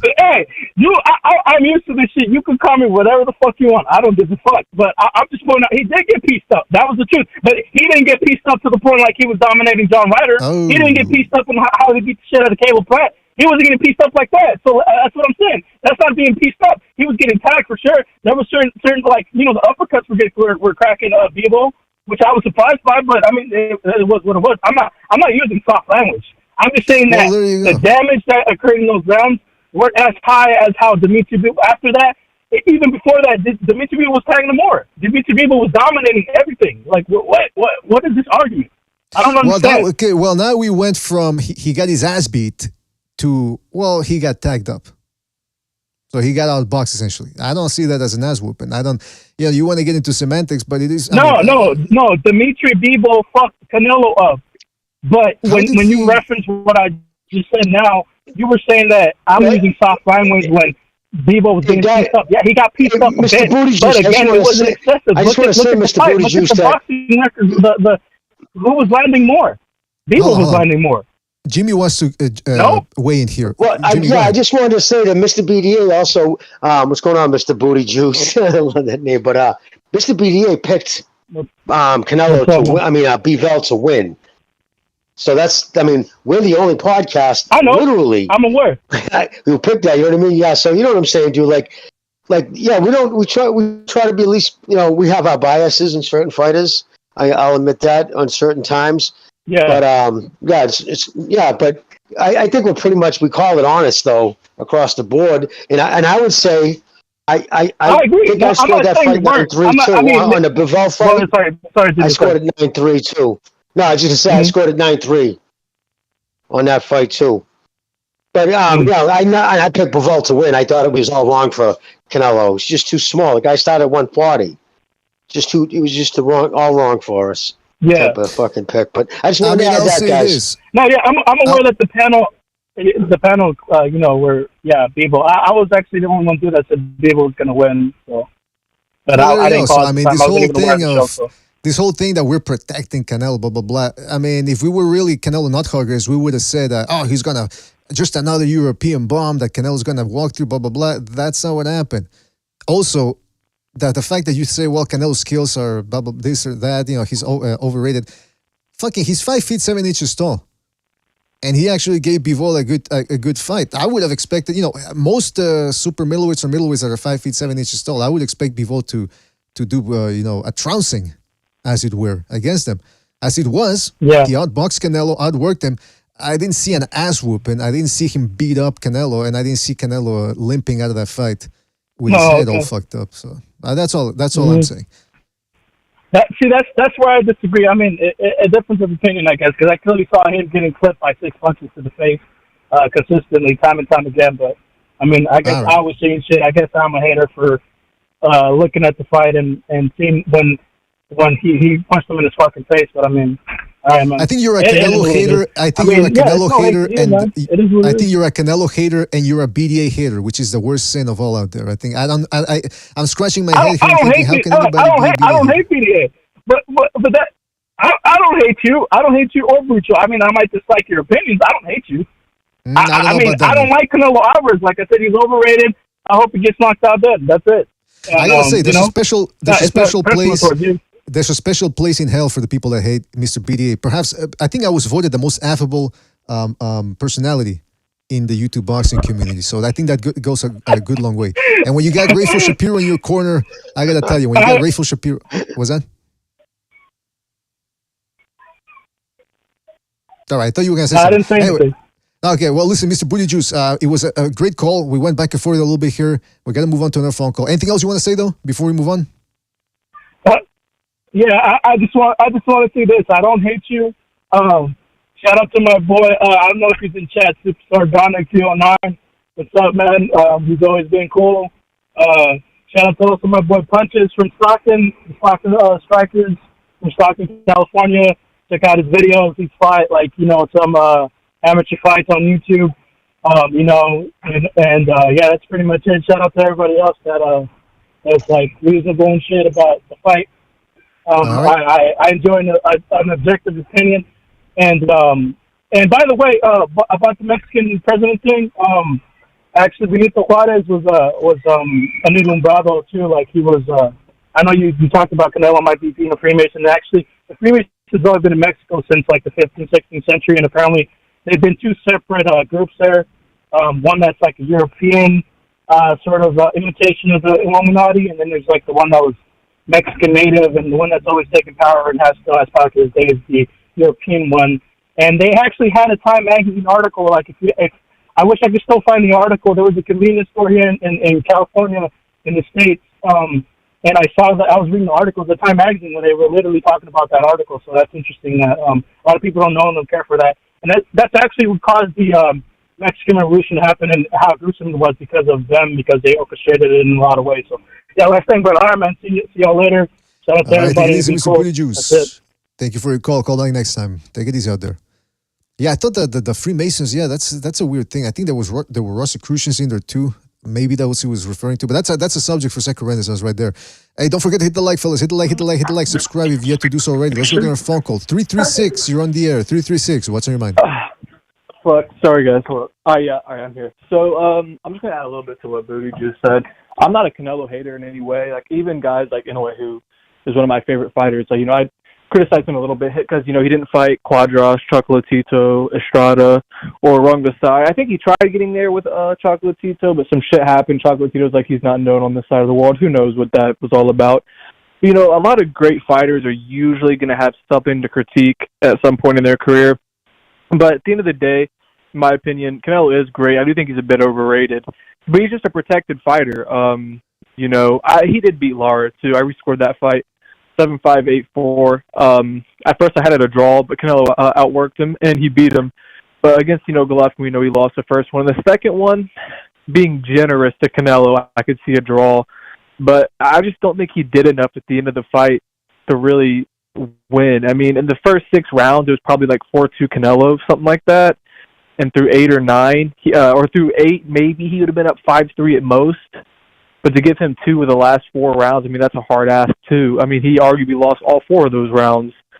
So, when people say you got to beat the champ, man, you got to do enough to beat the champ and convincingly win. He didn't really do that in the biggest fight of his career. And he kind of just got the benefit of the doubt for it. And I do think like I said, I didn't give him that much shit for losing to Bivol because it was a mismatch due to size, and then style as well. Bivol has much better feet than Canelo. He just never had a chance. He beat him 10-2, maybe 9-3. I mean, at most, Canelo Alvarez won 3 rounds. He got destroyed. He didn't get beat on and just stomped out, but he got schooled. And I don't shit on him for it. That's just the reality of it. But when you beat a guy like Kovalev, who's shot, been stopped by Alito Alvarez previously, at that point he was just a mercenary because he got robbed against Ward. He knew what the fucking boxing establishment was like. So he already knew even if he beat Canelo, he was going to get robbed. If he beat him 7-5, 8-4, the dude had just came off of a war against Anthony Yard 2.5 months prior before fighting him. Didn't get a full training camp, got put on a rehydration clause, every A-side tactic imaginable, and people want to talk about how that was such an amazing all-time great victory. Canelo opened up as a 4-1 favorite. He did what everyone thought he was going to do because Kovalev was the fucking B-side in that fight and old and just came off of a war. So I do think he's special and he's a great fighter, but some people say he's a consensus, without question, best fighter was there. And I just think fighters like Inoue, Usyk, and Loma are just a little bit better than him. That's just my opinion. I mean, I won't say anything if you think Canelo is a bit better, but the A-side tax and just getting the benefit of the doubt is just something I can't really fuck with. I'm not a fan of it. I'm really not. But I still love his style. I still like watching him fight. I'd say 1 out of 10, when it comes to my fanboyism, I guess. I give him a 6.5 or 7. If he had some losses that he should have had, previously in his career, those 2 Golovkin fights, in my opinion, he'd be even an 8 or 9. And then to ride with that, and to also get 10-2'd and say the judges are inept and don't know what they're doing, that's a fucking joke. You know what I mean? That's diva shit. So people like to say other fighters like Loma make excuses when they fucking lose, and that dude gets completely shut out almost, and says stupid shit like that. But I mean, he's a fighter. I kind of understand why. It's your ego. You want to be the best, right? So I kind of understand, but you got to be realistic too. So I actually do agree with Mr. Buttigieg. I think he's a little bit too much of a Canelo hater. I'm more in the middle. I really do like him. I'm just not a total fan. That's the great thing though. If you're gonna say a guy's overrated, underrated, say how. And when he says things like, well, you guys protect him because of the choice of the choice of words that you use after he lost to Bivol. That's a pretty weak argument right there. I mean, what do you want me to say an ass whooping? It wasn't. Yeah, I don't shit on Canelo for losing Bivol. See, my thing with this is I don't consider him overrated for losing to Bivol because I just thought he had no chance. He just flew too close to the sun. Why he was overrated is because of the gifts, in my opinion, he got against Golovkin. I wouldn't say the second fight was a robbery, but he got the benefit of the doubt for being the challenger and coming off of just another robbery decision, a year prior, and then he tested hot. But I think most people are on steroids because if you're, it's a multi-million-dollar business when you're competing with millions of dollars and shit like that. Pretty much everyone's juiced. You know what I mean? So I don't think too much. And that's why I was looking forward. That's why I was looking forward to Golovkin Canelo 3 so much because even though Golovkin was 40 years old, you could tell he was on some different type of juice. He was looking ripped. Yeah, he was lean, but he's probably on something. He just didn't let his hands go enough, man. And the judges actually got it right that fight. In my opinion, I thought Canelo won 8-4. And that's kind of what happened, really. That's how the fight played out. So when you started too late, he kind of just showed up for a paycheck. He's like, fuck, I don't got it no more. I'm not fast as I used to be. My punch resistance probably isn't quite as good. He was too tentative. And there you go. It is what it is. I just think it was... Go ahead. Yeah, we'll leave it at that. I don't think Canelo's shit. I just think he's a little bit overrated. But he's definitely he's still a great fighter. I would probably say all-time great. For sure. He's up there in a way the Usyk, the Lomas. I think Crawford's actually is the most overrated, to be honest. From the eye test, I have him really high on my list, but he hasn't beaten no fucking Hall of Famers, not one. So that's just my opinion on that. I do think Crawford. I want to see Crawford fight Tim Tszyu. If he beats Tim Tszyu, that would be the best one of his career, and that would really stamp him as a quintessential pound for pound fighter. That's when you're fighting guys bigger than you, taller than you, longer than you. In a way, Canelo, Loma, Usyk, they do these things. That's what makes you a quintessential elite pound-for-pound fighter. So I want to see Crawford do that before he retires. I don't want to see him sell his own. All right, I'm out. Take it easy, man. Thank you for the call. All right. Now, Jimmy, I don't know if you could address some of that a little bit, like how, because I've done that thing there before with the exercise of, let's say I wanted to break down Leonard's resume, Sugar Ray Leonard's resume, negatively. I can do it. Anybody, there's no such thing as a perfect fight. I don't know if you could touch on that a little bit, take over while I go away for about a minute if you could, please. And if you want to read some comments from the chat or whatever, like you take the lead, please. Alrighty. Who just came on? I think that's Never Sobers. Yeah. Oh, Never Sober. How you doing, buddy? What's up? What's up, Jimmy? What's up, BDA? He just ducked out. He just said there's some comments. I got to see if somebody donated here. Canelo is a really good fighter. Yeah, when people overrate him and nut hug, it takes away from how good he is. This goes for any fighter in general. Well, any fighter has like mega fans that go too far, right? There's always guys that obsess over fighters a little bit too much, and that's for any fighter. So you can't let that, make you not. I understand how it can make you dislike the fighter, because I like David Benavides, and I'm ready to see him lose because of Mirage. He won't get off his nutsack, bro. I'm ready to see him get knocked out, bro. So. Well, it's the same thing with Spence. I have nothing personally against Spence at all. And even before I disliked his fan base, I always thought Crawford was going to beat him. Again, I just think Spence is basic. I always thought he was basic. I just thought he was dominant over the people he fought. I just thought his resume was overrated, and he was so much bigger and stronger than everybody, but he was never going to be in there against somebody with a southpaw who could move, could show him angles. And we saw what happened. I mean, I watched that fight again today because it's, on my DVR. So I just sitting there, fucking hit play, and yeah, man, that was bad, man. That was a thumping. I can't believe they're running it back. It's like it's a cash out because there's nothing he's going to do at 154 any better. There's nothing. Maybe his punch resistance. Okay, so what's that? You're going to be able to take a beating longer? Instead of getting stopped in a minute into the ninth round, you'll make the distance and get a thumping like that for 12 rounds. His balance is shot. His coordination is shot. And I don't think it has anything to do with the accident. In fact, I saw a tweet today that summed it up perfectly. Not only wasn't the accident the cause of his beating, what determined his deterioration was the booze. Listen, he's come out now since that fight, bro, and come out and said, yeah, I was, how he started off, I was lit or wired. Yeah, that's what he said. I was wired and everything. I was drinking, partying and everything. He kept saying in everything. Like, what does that entail? In everything. But he was making a point to say how, as a professional athlete, never mind boxer, which makes it even worse, this dude was going out and getting fucking wrecked. When he crashed 4 years ago, when he crashed the Danny Garcia Porter press conference, post-presser, he was lit then. Every time I've seen that dude in public, he's lit.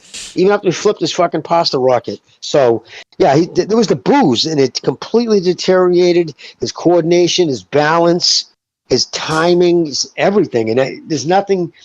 I just think he's going to catch even worse of a beating because I think Crawford's going to have to boil down to 147. Yeah, that's. I mean, I can't believe he still wants it, and he's looking. I don't know if you talked about this. There's a picture of him, allegedly, in the last couple of weeks, or maybe even present time, getting out of a car, and he seems to have a bit of a belly. He's looking chunky in there, so he hasn't learned. He lost. He went back to the buffet table, and now he's got to go back to fat camp, whether the fight takes at 147 or 154. So it's a bit of a waste of time, that fight. I gotta ask you though, guys, about Andrade versus Benavides. Now I know a lot of people say, who gives a fuck about Demetrius Andrade? I tell you, who cares? I do, because I think this is an interesting fight between him and Benavides, because Andrade has been adamant about how he's the best. He's avoided. Canelo doesn't want, pardon me. But look at what he had to say here for the Benavides fight, which might or might not happen. That they're working on it, apparently. It's just that I have the ability to do that, he says. Come fight night, that's what I'm going to do, is expose and show the holes, he said about Benavides. I have the ability and the will and the drive with the athleticness. I don't know if that's a word, athleticness. I think he meant athleticism. Anyway, to be able to beat somebody like have Canelo, the explosivity to contend with yeah, that's Benavides. what he says. Exactly, yeah, the explosivity. But then check this out. He says, we're getting ready, let's make this. And then he said, it's time to get tuned up, get focused, and do what we need to do. We're going to get there. It's time to get ugly. Real ugly. Now, I don't know if you guys saw this, but somebody posted on the Discord, he's training with Andrade Rozier now, and he's looking kind of big now. His arms, his traps. Guys, what do you think about a potential Benavides Andrade fight? Is there a path to victory for Benavides? Excuse me, for Andrade. Can he pull off the upset? Of course. How could he? Of course. I think he could. It's just the kid, his motor stay. Listen, he always looks good in the first 4 or 5 rounds, and a lot of times even puts his opponent down. Exactly. A lot of fights he puts his opponent down, and then he doesn't finish it, and then he gets winded. So knowing that this is potentially he could lose, he's going to have to put in the best camp possible. And I think he has the ability, the hands, the boxing IQ, all that other stuff. But can he stay away from the pressure of Benavides for 12 rounds? It would be the same type of thing. It's just Canelo's, put it this way, Plant's a little cleaner. He throws his combinations a little smoother. It's more of a traditional, they both do kind of awkward things. But I would say Andrade is more herky-jerky in his motions, more phonetic in his movements. So, yeah, but there is a path there. Do I think he'll do it? I'm not leaning towards that, that's for sure. I think eventually he'll get caught. Jimmy, so I think go ahead, Neversource. Go ahead. Oh, well, I wanted to say shout out to Sur Series. Somebody shout out all the raza. So, what's up to all the raza that listens? John Gonzalez and Sergeant, Pounds, Knockout Ned. All the homies. But as far as for this fight, a way to see Demetrius Andrade winning, oh shit, dude. He would have to be very elusive, pick his shots. I mean, just does what he usually do. But it's very hard to see that happening because I've seen him training recently, like putting on the weight to get to 168, and he looks really heavy. He looks really big, and he looks like it's gonna slow him down. So what I see with these guys when they're trying to go up in weight, they get a little bit slower and a little more vulnerable. Guys like Billy Joe Saunders, when he went up to fight Canelo 168, he just got slow enough for Canelo to time him and catch him. I think the same thing is going to be with Jermell. And I think the same thing with Andrade. Him going up from 154 to 168 is just not good for... it just doesn't look good for his style. He needs to be light on his feet to really be able to stand a chance against David. And he's going to have to be faster on his feet than Caleb Plant. I don't think he is. So, if I was his coach, I'd be like, bro, we're going to put on all the weight we can, come in heavy. And he does have some power. He can drop guys early. And I'm like, bro, you got to drop this dude and you got to scare him. And you got to try to beat his ass. You got to do something that you haven't done because his regular style is not going to be enough. That's what I think. Those are excellent points from both Jimmy and Eversobers, and I want to address those points because I got a lot to say about this fight as well. But before we do that, we're almost at the end here of the line. So let me just get to some phone calls here. Some people are waiting. Let's go to 832. 832, you're on the air. 832, what's on your mind?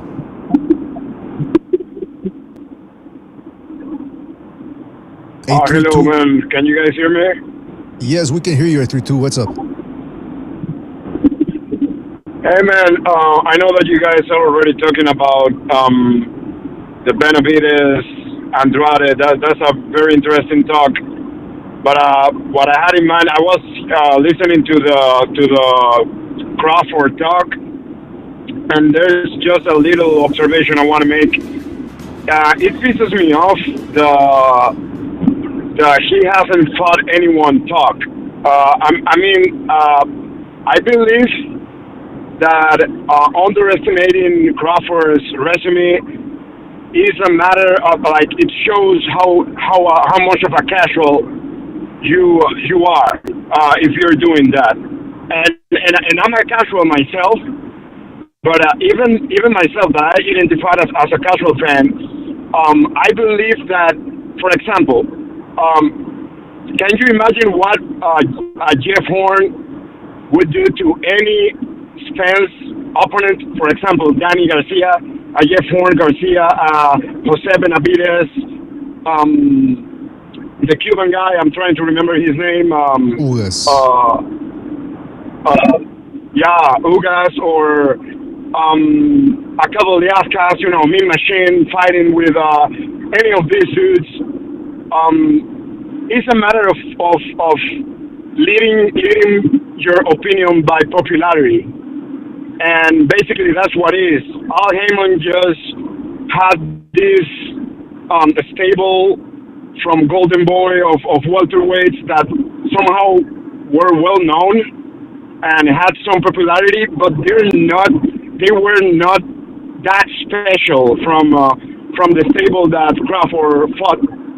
So basically that I wanted to hear your piece about that. And in terms of Benavides against Andrade, I know everyone is talking about that fight, but do they have an official date yet?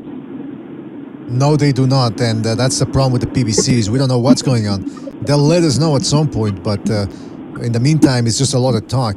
It's just them going back and forth on Twitter, and we're gonna fight, and then they don't say anything about it. But listen, we're gonna move on here, but we're gonna answer your question so you can listen off the air, all right, man? Take it easy out there. Sorry, what was that? What did you say the last thing? Yeah, I'm gonna hang up, but we're gonna answer your question so you can listen in on the air. All right, man? Okay. All right, thank you, man. Thank you. All right, what do you guys think about that? What he said that Crawford's. I mean, he said he's a casual, so I would have liked to have asked him too if we had the time to how many Crawford fights he saw, how many Spence fights. But that seems to be a big point of contention about how good was the win, and by extension, how good is Crawford. Well, my thing is the people who were selling that, who are always saying that he ain't beat nobody, that was always in usually Spence fans who were always saying that for some reason they didn't want the fight to happen. But I think it's all points moot now. He's obviously shown that he is by far the best welterweight. I think Spence and beating Spence in the fashion that he did should quell that. It's almost like kind of a useless talk. Now, I do believe people underrated his performance at 140 because I think that Hungarian or whatever, Green Machine, he's a tough kid, hits hard as rocks. Even Diaz, when he first fought him, he was a highly ranked fighter. And Ricky Burns was a 2-division champion, but that was down to 130, I believe, when he did that. But yeah, listen, it's the same thing with Marvin Hagler, bro. I hear people all the time now, so who did Hagler fight? Because they only recognize a handful of the big names, but they don't realize that Seals, he fought 3 times, was a gold medal in the Olympics. He fought a lot of good guys, but because they don't have any name recognition, people automatically assume, they go to boxing, the guy lost over his career 12 fights, and they automatically assume, it's just some no bum. Not realizing how tough some of the guys were that Hagler fought. Even like Vito the Mosquito, Vito Antifermo, he was a fucking tough prick. Mm-hmm. So, you see it all the time. It doesn't matter. No fight is immune to you haven't fought anybody. You just always remember the source. That's the way I look at it. Everybody has an opinion, but not all opinions are created equal. Something is an educated opinion. That's an excellent point there, Jimmy, because a lot of people also, like, for example, when we get into conversations about potential fights, for example, Crawford versus Duran Ennis, and some people could say, well, what does Crawford do better than Ennis, right? That's one of the arguments. But what if the person asking that question, what if they can't break down what good footwork is, good punching power is, good punching technique, good defense? What good is that question if they can't even tell you that? By extension, they can't answer who does better than whom. You know what I mean? So you're absolutely right. You got to back things up. And I think that's why a lot of people rely on the tropes. Styles make fights. He just got more dog. He passes the eye test. And that's a nice way of saying Can't it. stand that. Yeah, but they can't break it down. They do it all the time. There's even a popular channel. Sorry, Mr. I never saw we do right now, but there's a popular channel who just put out a video. I noticed he puts videos out after us or when Ring kind of contradicts sometimes. It's kind of what we're saying, but he never actually breaks anything down. He does that. It's the tropes. Well, skills pay bills and, just all that kind of quips. But anyways, never sober go, bro. No, I was just adding to the tropes, like, Styles make fights and skills pay the bills, all that kind of funny shit. I was just adding to it. You said something more meaningful than I did, Jimmy. That's just all they don't have. Yeah, they don't have anything to add, so they fall back on that. It's like, tell me exactly what you think Crawford's going to do to beat Spence. What can Spence do to beat Crawford? But they don't do that. They just say, when they just go after, when you go, the only thing you have is attacking somebody's resume. That tells me it's because you don't know how to break a fight down. That's an excellent point, because it's September the 6th. We're nearing September 11th, and I mentioned that because Hopkins Trinidad, one of my most memorable fights that I've seen, and it reminds me, because I have the Ring Magazine issue here of 2001 where they were asking experts for their expert picks. Out of 20 people, only 5 picked Hopkins, and there's Max Kellerman is in there. And I'm going to quote what he said. Well, not quote, I'm going to paraphrase rather. He said something along the lines of, this is what he opened with, I think. His quote was, who has Hopkins beaten? And then he went on to give a bunch of like tropes and, like I said, cliches. But so, I mean, who has he beaten? I mean, that's not breaking down a fight. That doesn't tell you who can win or what. I mean, there's a measure of styles. First, you got to break down the styles, the abilities of both fighters. Now, some people can say, yeah, but BDA, that was, most people pick Trinidad in that fight. I agree. I'm not criticizing him for picking Trinidad. I'm criticizing for the way he picked him, which goes for the same for most people too. In fact, we were talking about Canelo Bivol. Some people even pulled that trope out before that fight. Who has Bivol beaten? He's never beaten anybody at the level of Canelo. Well, how about you consider the fact that he's faster than Canelo? He's got the in and out movement and superior stamina. He's bigger, taller. I mean, just all those factors. People just pull out the hasn't beaten anybody card, which is it's just one aspect, one dimension of a fight. We get another phone call here. Let's go to 706 here real quick, and then we'll get back to the panel. 706, you're on the air. 706, what's on your mind? Hey, I just want to say, man, we're about to take on, how do I say it, a very high-profile black, right, as a Mexican. It's going to be brown versus black. Okay, can there be a little bit more fucking enthusiasm about that? Can you, I don't know, do like a collab with What Rap It? Make this shit serious, man. I'm excited.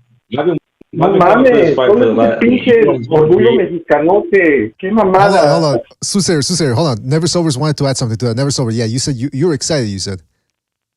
I've been excited for this fight, bro. I've been wanting this fight for the last couple of years, Way. I've been wanting Canelo to get a shot at one of these Charlos to show everybody what's really good. You feel me?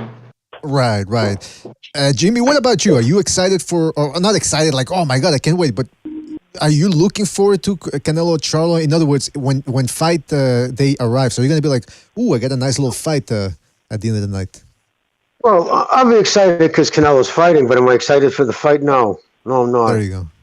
I'd have been more excited for a Charlo Zoo fight. But I understand I understand where Never Sober's coming from, though.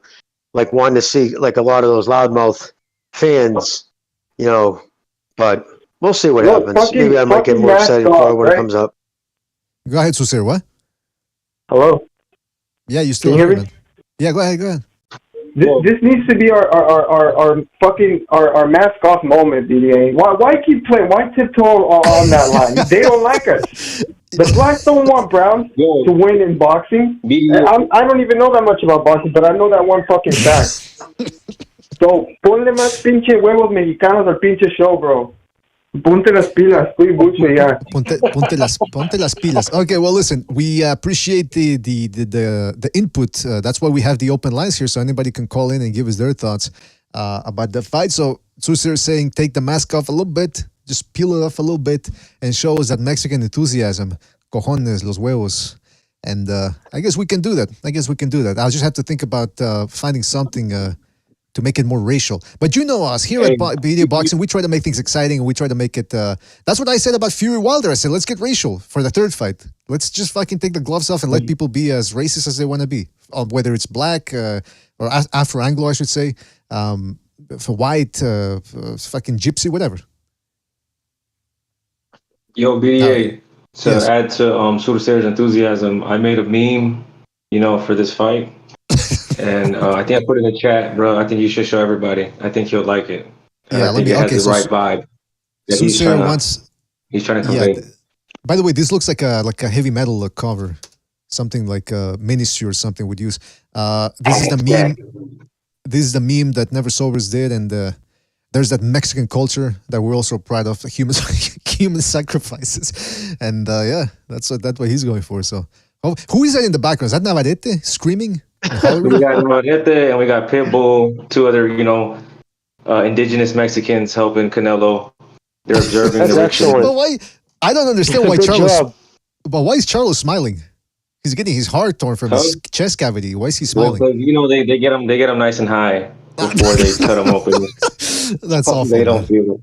That's horrendous. All right, let's go. I think we got another phone call here. Let's go to 559. 559, you're in the air. 559. What's on your mind? Hey, what's up? On the Crawford resume, I just want to say that I think he hasn't really fought anybody in his resume, but at the same time, I think Crawford hasn't displayed like his full potential because he don't have to. He just beats up on everybody. Even when he's been rocked, have you seen how he gets mad and then just knocks out his opponent right after? Come on. Yeah. So to me, I feel like the only one that could make Crawford's full potential come out of him will have to be Canelo at 168. It's the only way we're going to see Crawford at his full display. Honestly, I believe that. Well, listen, but and also, yeah, go ahead. Do you think the fight happens though? Yeah, I do. September. September. Oh, next year. Next year. Okay. Next year. I can see that happen. I can see that happening too. I think it happens if Canelo beats Mal and whoever wins from Benavides and Boo Boo, then he defeats them. Then he'll fight September 2024 against Crawford. But Crawford has to beat Spence too. There you go. Yeah, you were gonna say something else as well. And also, yeah. I wanted to say, if you want to make it racial, why don't you make it Mexican Monday and then the Brothers Tuesday? Oh, that's a great point. And then just build it up from there. That's a great idea there. Who is this, by the way? All right, man. Who is this? Hold on. Who is this? All right, PDA. No, hold on. What do we call you? Boxing Puppet? Excuse me? Oh, Prophet. Boxing Prophet. Yeah, that's a great idea, man. I wanted to know so I could give you credit for that idea. That is an excellent fucking idea, man. We'll work on it. All right, man. All right, man. All right, take it easy out there. Thanks for your call. Stay up. There you go, man. Yeah, that's a great idea, man. Hey, I've wanted to do I think Gonzalo was doing. I think it was Gonzalo. It was LT. He did a Spanish podcast, but then I'm ambivalent about doing that because then we exclude people that don't speak Spanish. So, but it was just to give it a little bit more flavor. But I mean, we could certainly do like he said, one day for the cholos and then another for the brothers. And I mean, no, we could make it work. Jimmy, I went to ask you something. What about the Goyas? The what? The Goya. The Goya? The Goyim. Oh, Goyim. The Goyim.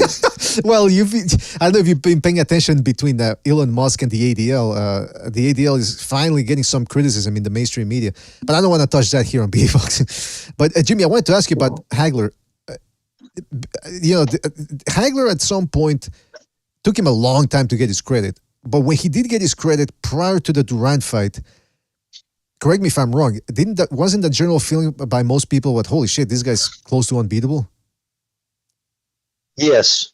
No. Yes. In fact, there was one incident where a guy, it was like the week before they were supposed to fight, and the guy took off.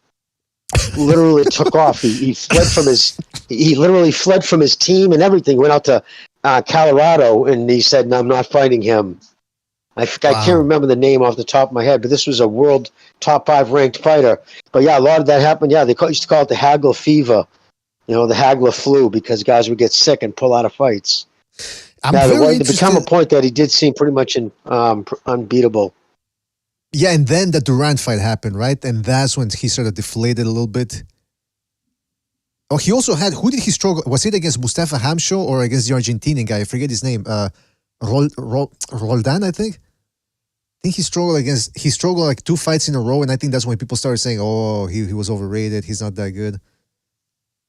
Well, he lost to that one guy. He went and fought him 2 more times after that. Beat him 2 more times. Knocked him out both times. In fact, it was the last time, I believe, in the second round or maybe in the first.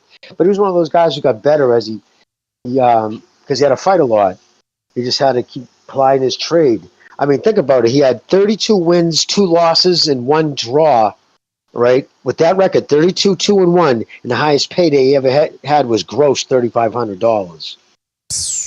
I mean, that's Wow. But the thing about Hagler is that's the other thing is when people say, well, he was done at how old was he when he lost to Leonard? 32 or 35? I've always confused those ages for some reason.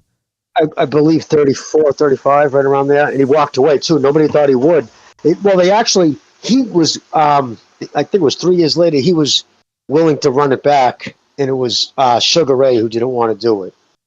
Remember, back then too, we have a tendency of looking at everything through the rose-tinted glasses. Mm-hmm. Back in the day, Hagler was hated by the mainstream media. He was hated outside of New England. Now people look back at him with fondness, but back in the day, it wasn't there because he didn't, like, for instance, a lot of people, because he had a Boston accent, like, he was close with white people back then too, so a lot of brothers, especially back in Jersey, felt he was, all the tropes, Uncle Tom, all that other shit, and that didn't bother him. He didn't give a fuck. He was a confident dude. He didn't have a kid, but he used that shit as, like, fuel to push him forward. But to me, the best fight, I know a lot of people don't think it, but John Mugabe. Mugabe was probably one of the most feared punchers in boxing. This dude was just like wrecking people, like retiring dudes, like never want to fight again after they knocking him out. That's how hard this guy fucking hit. And Hagler beat him, took him down, took all his best punches. And I think he got robbed with Leonard. And never sat well with him, and he just left. He went to Italy. And see you later. I'm not, you're not fucking doing this to me. He married a white woman, by the way.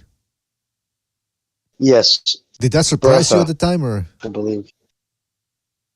No, not at all. I mean, again, because surprised me. Petrocellis were like family to him. He loved them to death.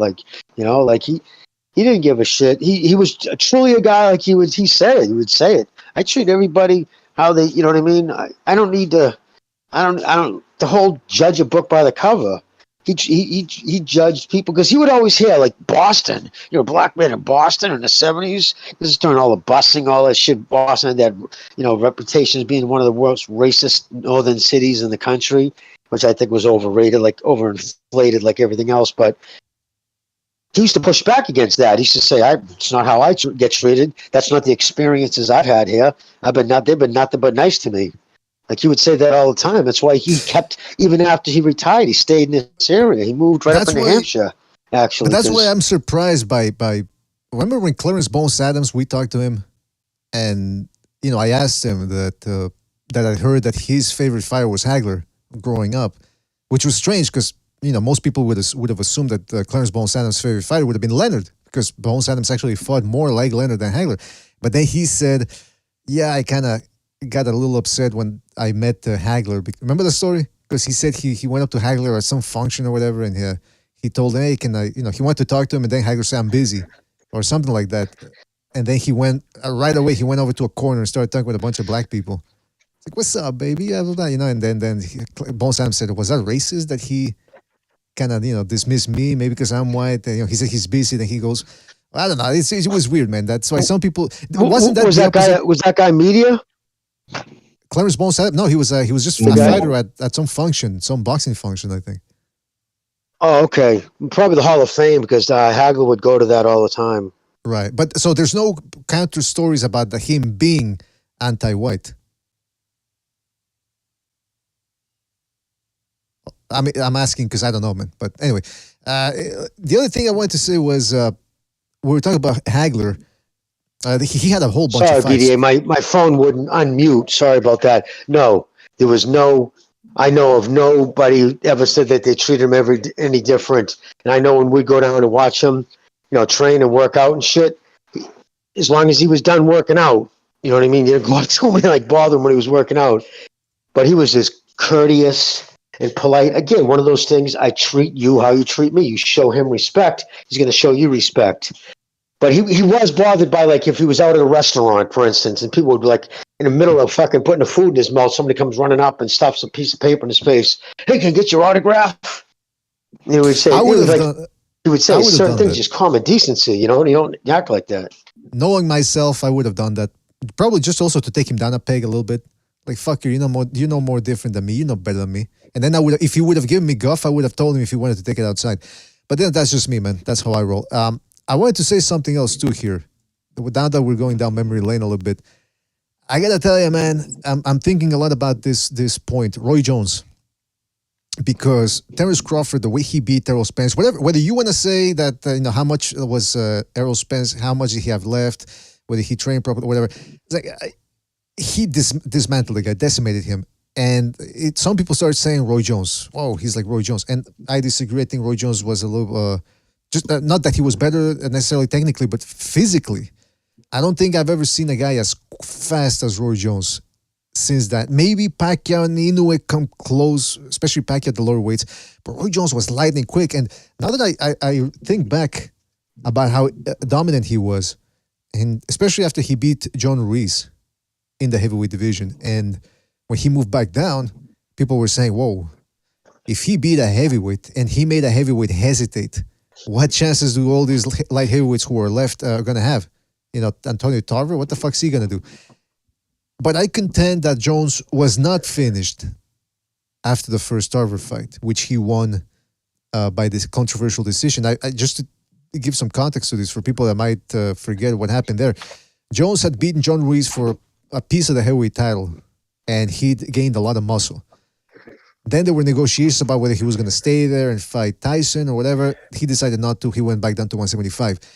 He fought Ruiz in March, and then he fought Tarver in November. And when he fought Tarver, his body didn't look as defined as it used to. And he was beating Tarver in the middle rounds, and then he started gassing out, something we'd never seen from Roy Jones. Then he had to rally late to eke out a decision. He had to edge the later rounds to edge a decision.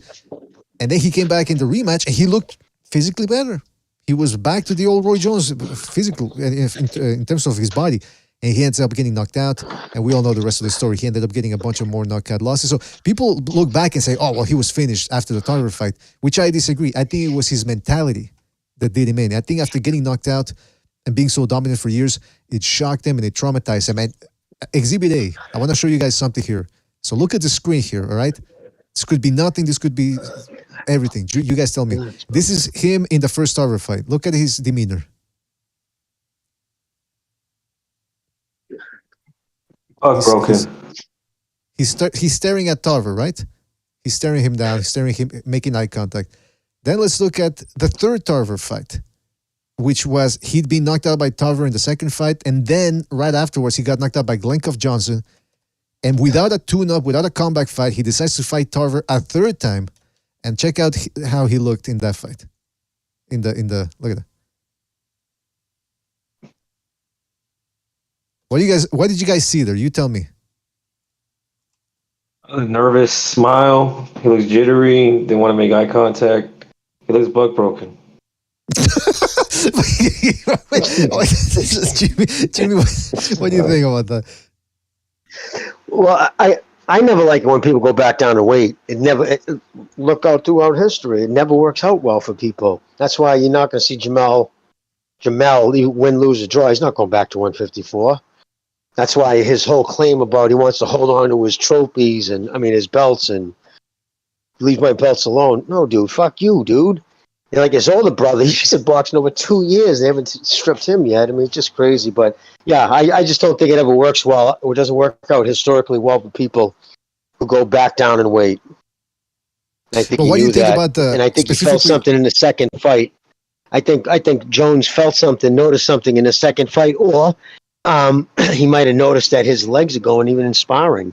He might have just noticed that quickness. When you're world level quickness, you might not notice it. I might not notice it, but the guy throwing his punches, he notices it. But the reason why I mentioned that, Jimmy, is because, and again, this is just what I've observed. When he fought Tarver the second time, Tarver was doing a lot of talking before the first fight. That's the only reason Jones decided to fight him afterwards. He said, okay, I think this is the best high-level opponent I can fight. That's the only guy left at 175. We have history from the amateurs. I'm going to fight him. And he's been calling me out so we can market this properly.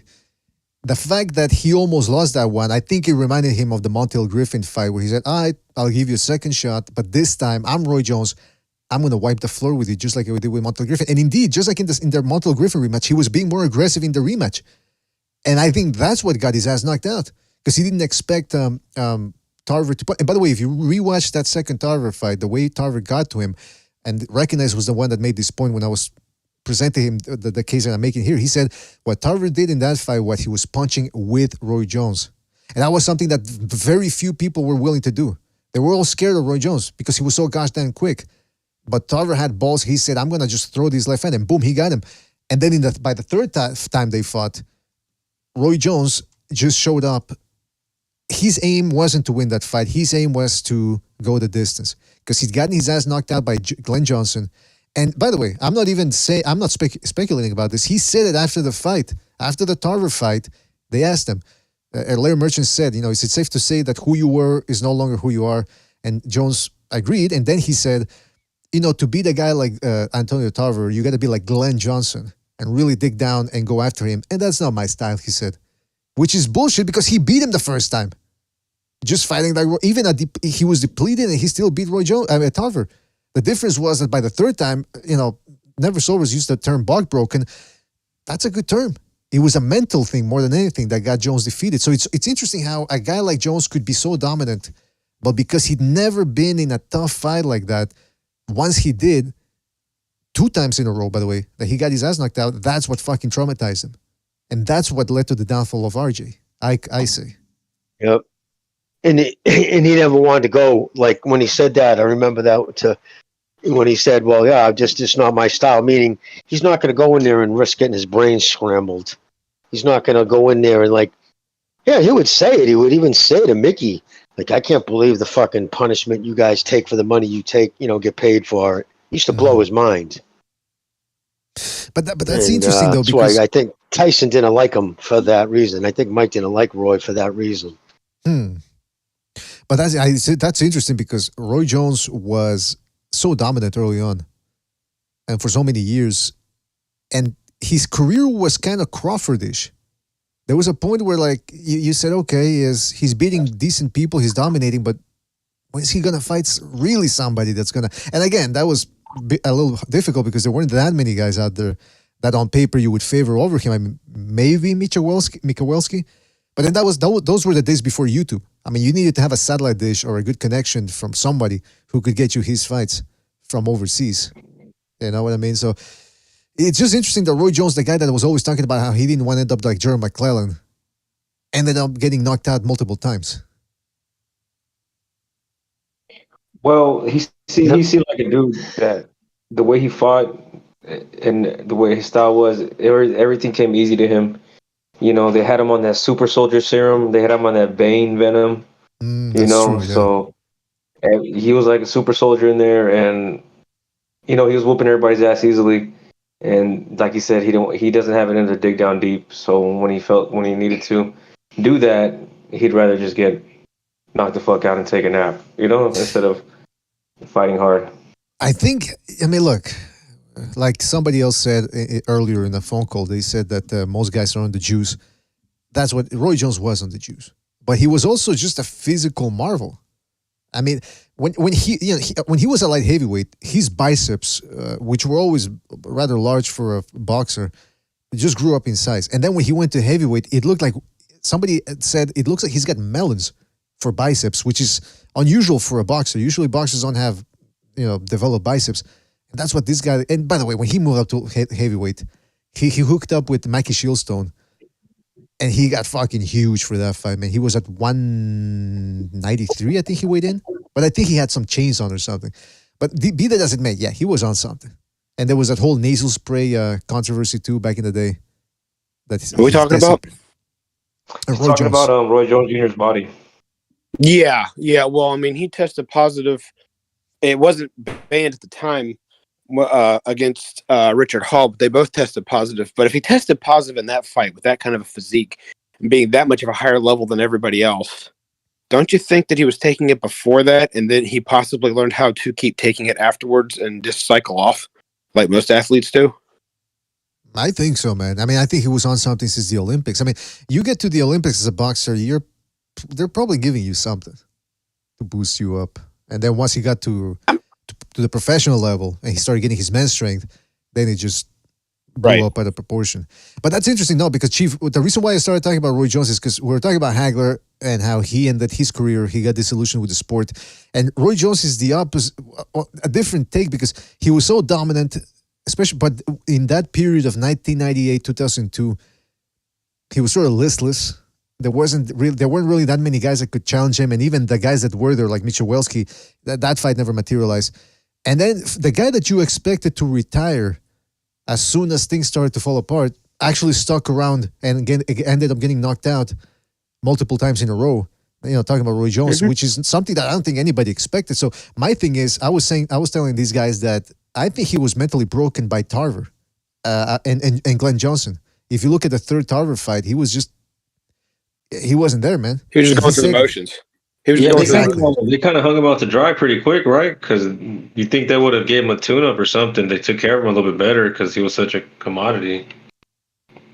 If memory serves, he wanted that fight. But the thing about it, like him staying around longer, it's amazing what happens when Uncle Sam starts knocking on the door for your back taxes, and then all of a sudden, when you want to retire, you can't.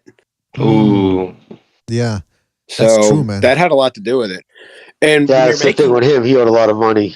Yeah, when you're making a lot of money to try and make up for the money you owe, you're still being taxed on that money. So it depending on how much you're making, it can almost be like a vicious cycle of not being able to pay it off and without accruing more debt. So that had something to do with it, because right about the time Uncle Sam came knocking on the door was about the time of the first Tarver fight. And so he had to keep fighting. And then he's a family man. And I think he was trying to keep nest eggs going because he had two of his boys. He wanted them to be like boy band style entertainers, and that cost money. And then another one, his youngest son was a really good athlete, and I think he was probably sending him to the best football camps and things like that. So I think some of it was lifestyle to make sure that he was setting his sons up for opportunities he didn't have coming up. But it all kind of came together at close to the right time. So when I say right time, it just all came knocking at once. So he needed to keep the bankroll going because, back taxes, but kids cost money, especially when you want to give them the best of everything. And when we're talking the best for him, we're not talking about our kids going to like the local dance studio and possibly being discovered for a minor scholarship at a small school. He's trying to turn them into like major performance stars. So that all costs money. So that's why I just sold my kids on the black market. Jeez, Luis, that's Jimmy's. He watched Taken one too many times, and that's where he got the idea. I actually watched Arizona. You know what? That was $1956. Wow, my parents got $30,000 for me. Remember that with the fighter tie? Real Tex Cobbs. Oh, you're talking about Raising Arizona. You ever see that movie? Yes, Raising Arizona. Yeah. That's right. Yeah. Yeah. What's he wearing? That was hilarious. He's got in his pajamas. They got Yodas and shit on him. But I'll say this, man. Hurry up, woman. Duchess with the wife.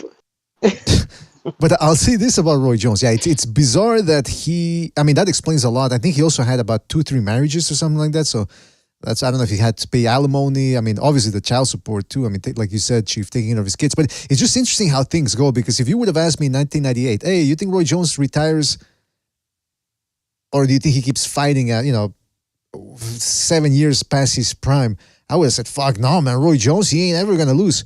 And then he ended up losing a bunch of 2004, man. He lost twice.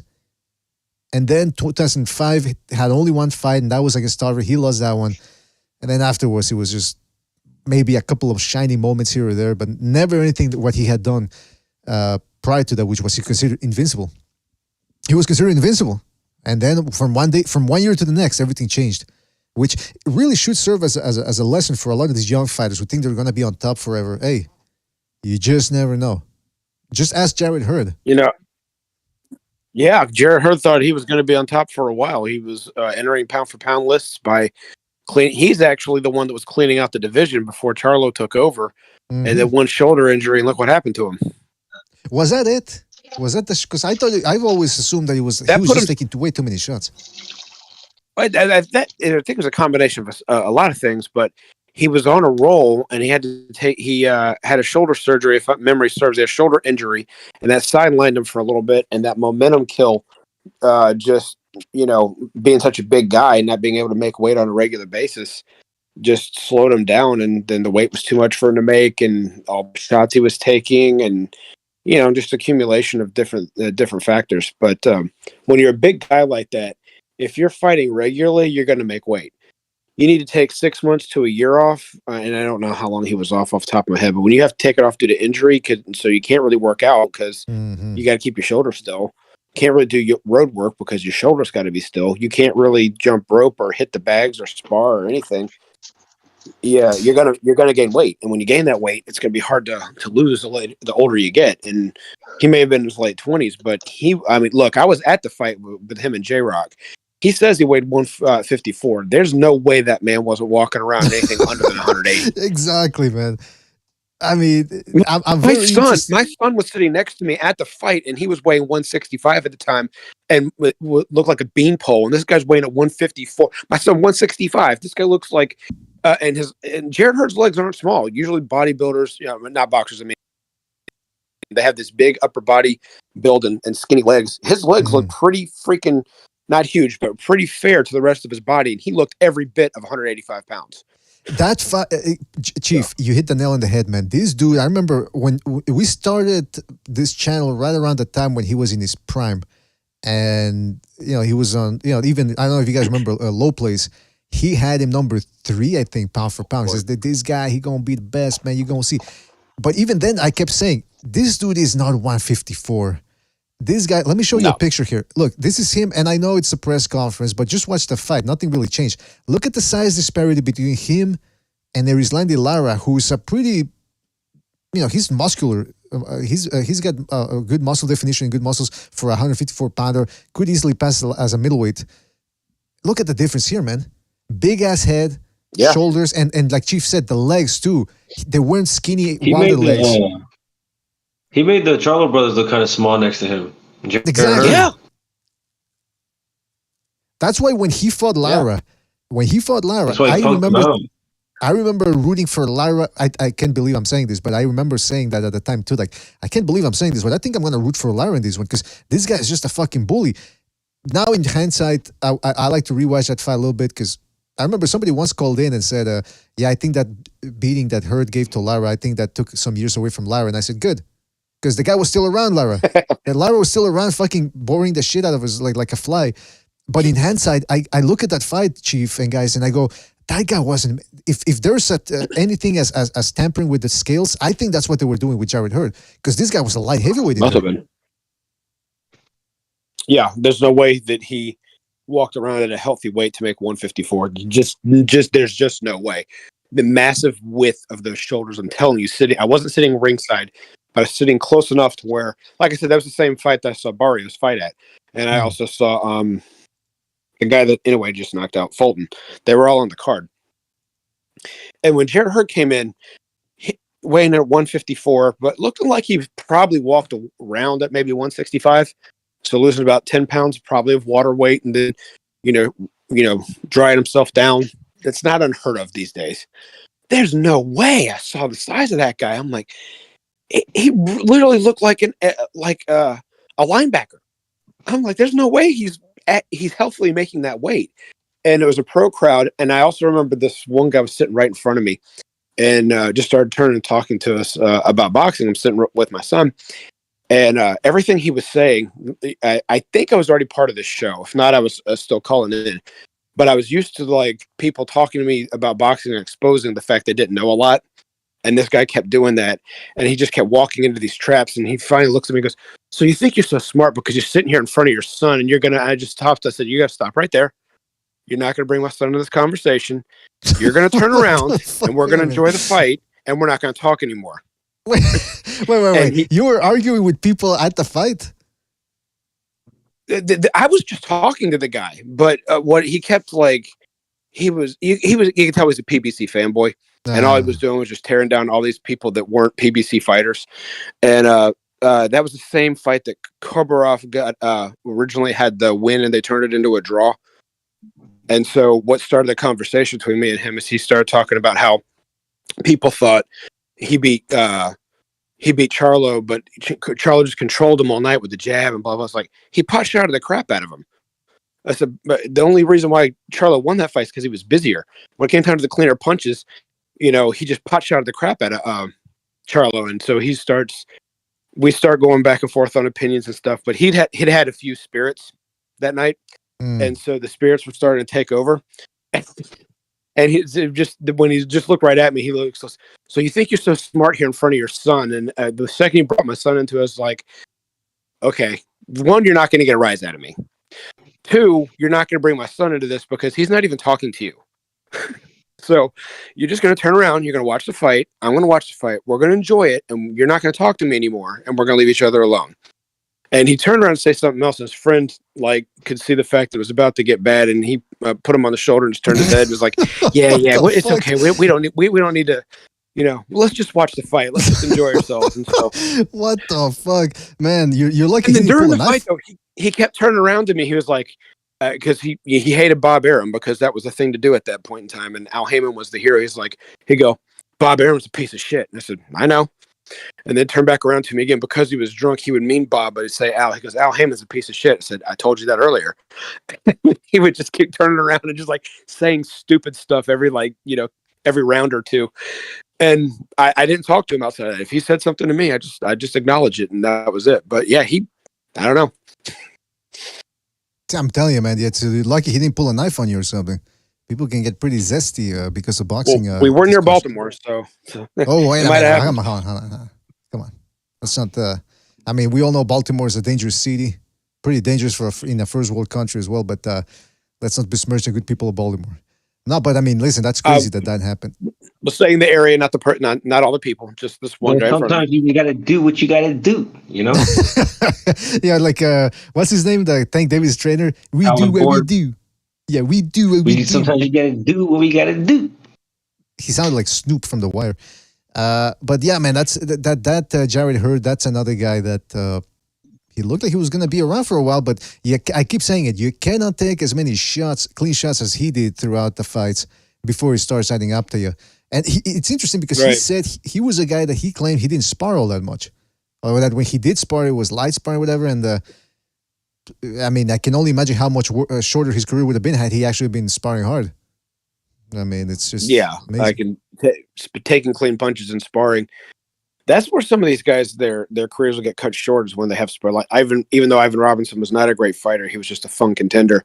Those wars that he was in his gym in Philadelphia, that took a toll. Then you have 2 wars with Gotti, and you're not a big puncher, so every time someone walks through your shot, hits you with something hard, and you answer back, it's just gonna, all that work you're doing in the gym is gonna catch up with you after a while because you're sweating yourself down. You're not just getting in tough fights in the ring; you're getting in tough fights when you're getting ready for fights. The human body, it's an addition game. The thing about it, some people have a bigger reservoir to be able to take that additional punishment each fight, and some people don't. And everybody's different, but it's going to add up, and it's going to get to everybody eventually, one way or another. And if you're going through huge wars in the gym when you're getting ready for fights, and then getting in huge wars in those fights on top of that, and you're draining yourself of all that weight, like Hurd was doing, that adds up. Those 3 factors together produce a product of a short career. But you know what? That's why I respect guys like Maidana, because you get all these other fighters that are too scared of getting hit, and I understand that. I mean, look, Muhammad Ali is considered one of the greatest fighters of all time, but he was doing shit sparring. He was practicing the rope-a-dope. He fell in love with the rope-a-dope, and Lord knows how many clean shots he took. Well, clean shots, because these heavyweights, you can only give them so much a chance. Right. When you're just laying on the ropes, covering up. I mean, whether the punches are clean or not, they're shaking your brain up. And some people speculate that might have accelerated whatever Ali had. But at the same time, you just really got to give it your all. For example, some fighters out there think too much in a fight. We're talking about Frank Martin versus Shakur Stevenson. He has to go for it. No ifs and buts about it. He can't just say, I'm gonna be smart and I'm gonna outbox him from the outside. Fuck that shit. You gotta go in there and take it to him. That's why I respect a guy like Maidana, because say what you want about the dude, but he had power, he knew it, and he's like, I'm just gonna hit you in the elbows, top of the head, the chest, whatever I can hit, I'm going after you. I'm gonna make you hurt after this is done. I want to see more of that, man. I want to see more of that. But he was also smart because he fought out of a crouch, used a high guard, and work behind his jab, at least once he got with Garcia. So, matter of fact, he didn't have a jab prior to that, and that's why Devon Alexander made him. That's why most people thought he was going to lose to Adrian Broner, because Devon Alexander made it look like he was just a winging, wild punching mess, for lack of a better term. He couldn't put anything together, and Garcia brought out some basic skills of him, and he not only beat Broner, he arguably, in my opinion, and people love to argue that one, beat Floyd in the first fight. So it was, I at least thought it was the best Floyd should have gotten was a draw, because I haven't found 7 rounds that Floyd won in that fight. Interesting. You can tell me 6, but I haven't found 7. Well, that also leads to something I wanted to talk about here, because we got to repeat it. Otherwise, people just kind of forget. Again, we went through this with the whole Dubois Usyk thing, the low blow, blah blah blah. We realize most people don't even know the basic rules of boxing. Most people thought, well, low blow, it wasn't a punch in the dick. That's not what a low blow means.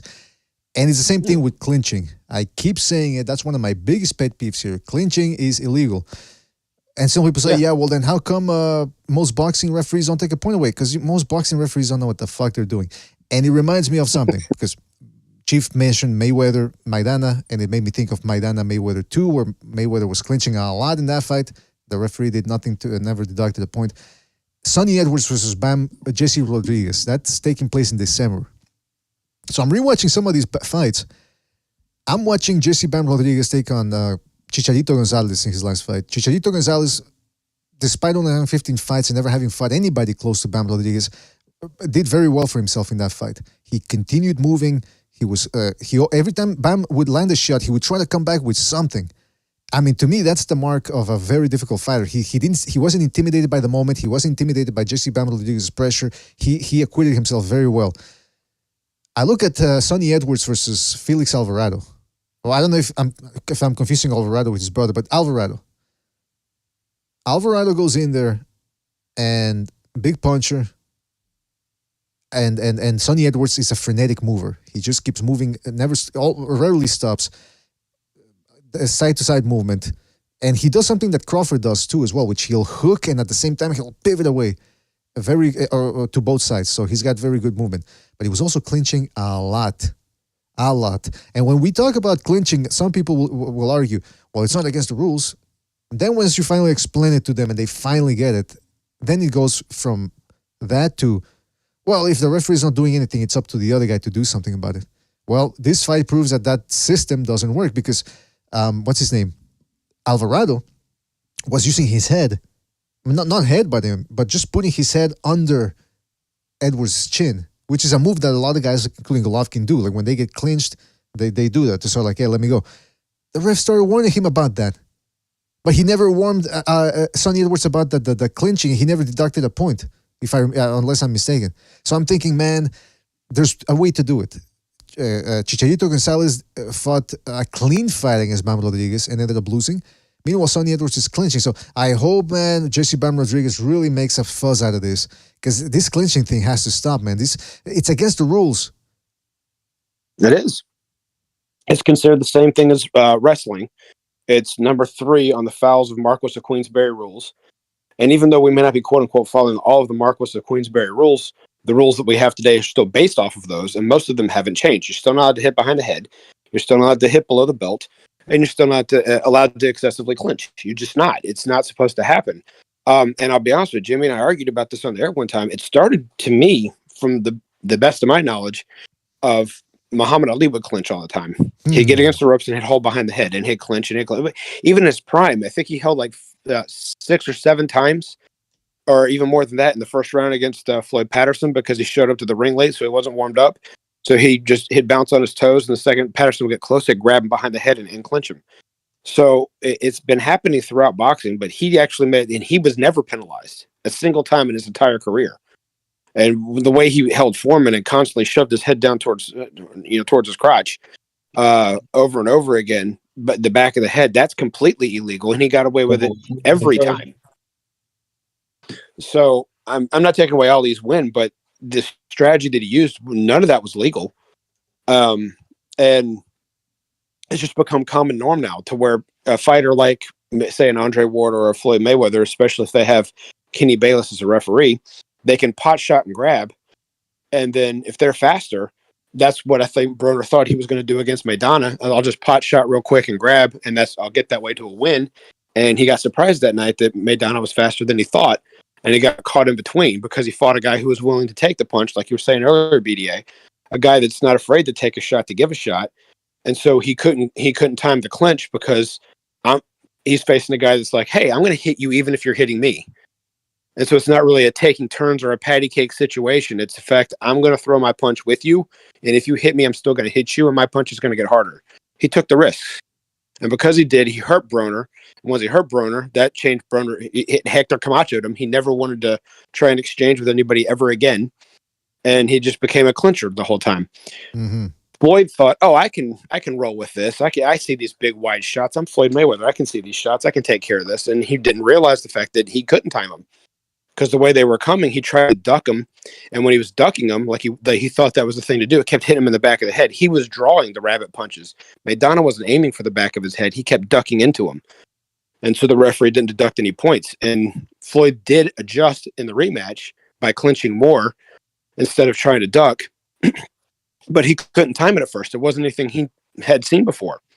So, like you said, he resorted to clinching mostly in the rematch to offset Maidana's timing. And it other than the fact that Maidana was also a notoriously hot and cold fighter, so he was due for a cold performance because he had 2 hot ones in a row. Floyd also interrupted his timing with all the clinching, and he got away with it all night. But that's the thing, though, is look, not only is it against the rules, but I'm, if people are gonna say, "Oh, you're a stickler for the rules," but the rules are here for a reason too, and it's because there used to be a lot of wrestling back in the bare knuckle days because it was kind of hard to punch, but it was easy to hurt your hand. So most of these guys resorted to clinching and wrestling. Now, clinching and wrestling are two in the same. People say, well, what's the difference between clinching and wrestling? I mean, you're holding on to a guy. Most people just don't even try to shake off their fighter because they don't even know the rules either. But it is illegal because it is illegal. And partially, one of the reasons why it's illegal is because it dilutes the action. As a customer, I don't want to see people clinching, whether it's excessive or not. I don't want to see it, man. It ruins the action, and I'm paying for it, so I think I got a say in it, especially when the rules are quite clear on that. The other thing is, Jimmy, people in the chat are fighting about Tank Davis's numbers, pay-per-view numbers. Just remind me, what's the biggest pay-per-view that Tank Davis did in numbers? Without Garcia? Without Garcia, yeah. Are you saying without Garcia? Okay, he had 5 pay-per-views prior to fighting the Instagram bimbo, and the highest he did one. This is coming from Steven Espinosa's mouth now, mind you. He let it slip, but he said, "Well, we're not discussing the Hector Garcia numbers." And he said, well, the reported 61,000 is ridiculous. We did double that on just cable alone, but we're not at 200. But right now, it's going to be his second biggest seller, right behind Rolly. That quote unquote. So that means that Rolly was the only one that did more, and it was over 200, which is funny because the day before, Dan, the shillman, Raphael said, tweeted out, in case those who are wondering, and he listed all Davis's pay-per-view numbers, and every one of them were overinflated by a minimum of 50 to 75,000. So he was putting out bullshit numbers because Espinosa let it slip that the second biggest seller hadn't even hit 200,000. So he had 5. Only one did over 2. Rick Lacia said it was 225. And he did 4 under 200. Rick said it was 3 of them were 100 or lower, and it was the only one with King Rai that did that million. So yeah, listen, this pay-per-view thing, people got to remember, it's nobody wants to pay for these fights anymore. So when Tank Davis, they call him the face of boxing, is the pay-per-views don't reflect that. I'm very curious to see if he fights Cruz, how much he does. I'd be surprised. I think for them, something good would be 300,000. But like Jimmy said, he's not going to see anything there with that. Yeah. No. But by the way, for people that it's a rematch, it's a rematch against a guy who hasn't really done anything impressive since his only good performance, which was against Tank Davis in Cruz. I mean, he hasn't really done anything. That was his breakout performance. He hasn't followed up with anything spectacular, and he himself doesn't sell on his own. Even when he's an action fighter, but he just doesn't have any momentum behind him. Probably back to that platform thing I was talking about earlier. They just people don't see him enough. When, and I don't want to go too far down this rabbit hole, but when Jesse James Leija would get a title shot, people would tune in because they saw him on USA like 3 times a year before he get a title shot. So they knew who he was. He comes from Texas, so he sells in Texas. He draws a crowd. People know who he is. And then they see him on TV to where when he fights someone like Oscar De La Hoya, like, oh yeah, I've seen that guy before. I'm going to tune in and see that one because that should be a good fight. They know who he is. This isn't happening with Cruz. So the only thing that's going to sell this fight is Tank. Well, and don't forget, we're going to see the fact that Tank by himself. Go ahead. Don't forget, Cruz hasn't been fighting on regular Showtime in a while. He's been fighting on these pay-per-view cards, which nobody's buying on top of that. Or very few people, I should say. So that's his. And even if I'm sorry, BDA, real quick, even if they are buying him, he's down on the opener, so they're not tuning in yet. They're not tuning in when he's on. They're tuning in closer to the main event. Right. So even if he's on these pay-per-view cards, most people, unless they're at a bar, which is showing the entire card, they're not tuning in yet because it's like, okay, Isaac Cruz, who's he fighting? Oh, Gamboa. So, okay, I'm not watching that. And so they're not, a 40-year-old Cuban who's already lost to like every big name he's fought at lightweight, who has a losing record at lightweight. I'm not going to tune into this. It's a gimme. So they're not going to watch it. So he's not bringing anything to this fight. So they're going to try and sell this off of quote unquote the revenge factor of a close fight. And they're going to try and sell it off of the name that they think that Tank's got based off of the numbers he got with Ryan Garcia. Yeah, at this point, I think they're just trying to fight anybody other than good people because they know he'll get fucking picked apart. It's just amazing to me that people think this kid. I mean, his career he's closer to 30 than he is 25. He hasn't faced a legitimate opponent in 5 years, and it's an irrefutable fact. They lie about his sales numbers, about his ticket sales. They every time he fights, sell out because Shaq. Because the basketball player Shaq said, oh, we got a sellout here in Atlanta. No, the Atlanta sellout for boxing is capacity for boxing, full capacity is 21,000. He sold 14,000 tickets, and then the next fight he sold 16. That's not 21, but they listed it as a sellout because they know they can lie. They'll just lie, and because the people who are his fans, they don't care. They don't care that it's a lie because it feeds their narrative. And they'll just repeat it and say, well, Ellaby said, really? Ellaby says a lot of stupid shit. A lot of Jimmy, lies. based off of what I've seen, based off of the Herd fight, the Herd J-Rock fight, they'll black the nosebleed sections out. They won't even put those for sale. So even though it may hold 21,000, they may not have up to 20,000 to sell to begin with. So when they're saying it's a sellout crowd, they're saying that every ticket they put out there, whether they started to sell them really low on the cheap, or Al Heyman bought the rest of them up. I don't know about the ins and outs of that part, but they'll sell out every seat that's quote unquote available. So they're all available. What they do is whatever doesn't sell, they black out. They'll move anybody who bought upper bowls. They'll move them down and paper it. They'll just hang black paper around the top. Yeah, but all those were for sale because you can see. You go there. You go to any of the ticket sites. That's what I do and see what's available. Like 2 weeks outside the fight, you see huge blocks of tickets still available all over the place.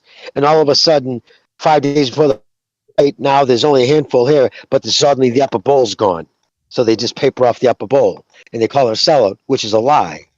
Regardless of, you know what I mean, which we both know that's what they're doing, but they're lying because they know their fans or his fans won't check on it. Exactly, and look, because they don't know, they don't know how to. In terms of the pay-per-view numbers, this could all easily be dismissed and solved if Showtime or the PBC actually release the numbers themselves. The fact that they're not doing it and they're only doing it through a leak, secondhand, should tell you there's something going on. But look, if people want to pretend that Tank Davis is a star, a superstar, and that he's mainstream, I mean, I don't know, man. Go ahead, but he's not. He's got the potential to do that. But they need to really look at this point.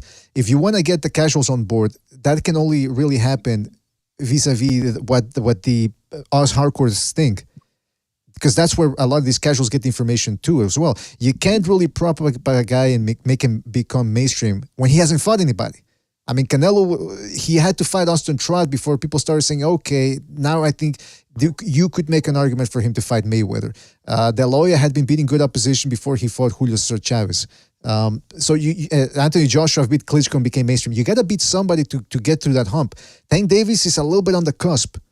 especially after the Ryan Garcia fight. But he needs to fight the best at lightweight. And his promoters have said, his handlers, his MK Ultra handlers have said, we're gonna keep things in house. We work hard. We work smarter, not harder. We don't want to make anybody else shine. We don't want to. Why would we want to make another company grow? That's what Mayweather said. So, look, they're gonna fight Cruz. Probably they're gonna fight Rolly for another 140-pound title. I don't see them putting him. And by the way, I'll just say this: if they finally put Tank Davis with some people from the other side of the street, Top Rank, I don't think he gets beat up. I don't think he gets exposed. That's the word most people should be using about Spence.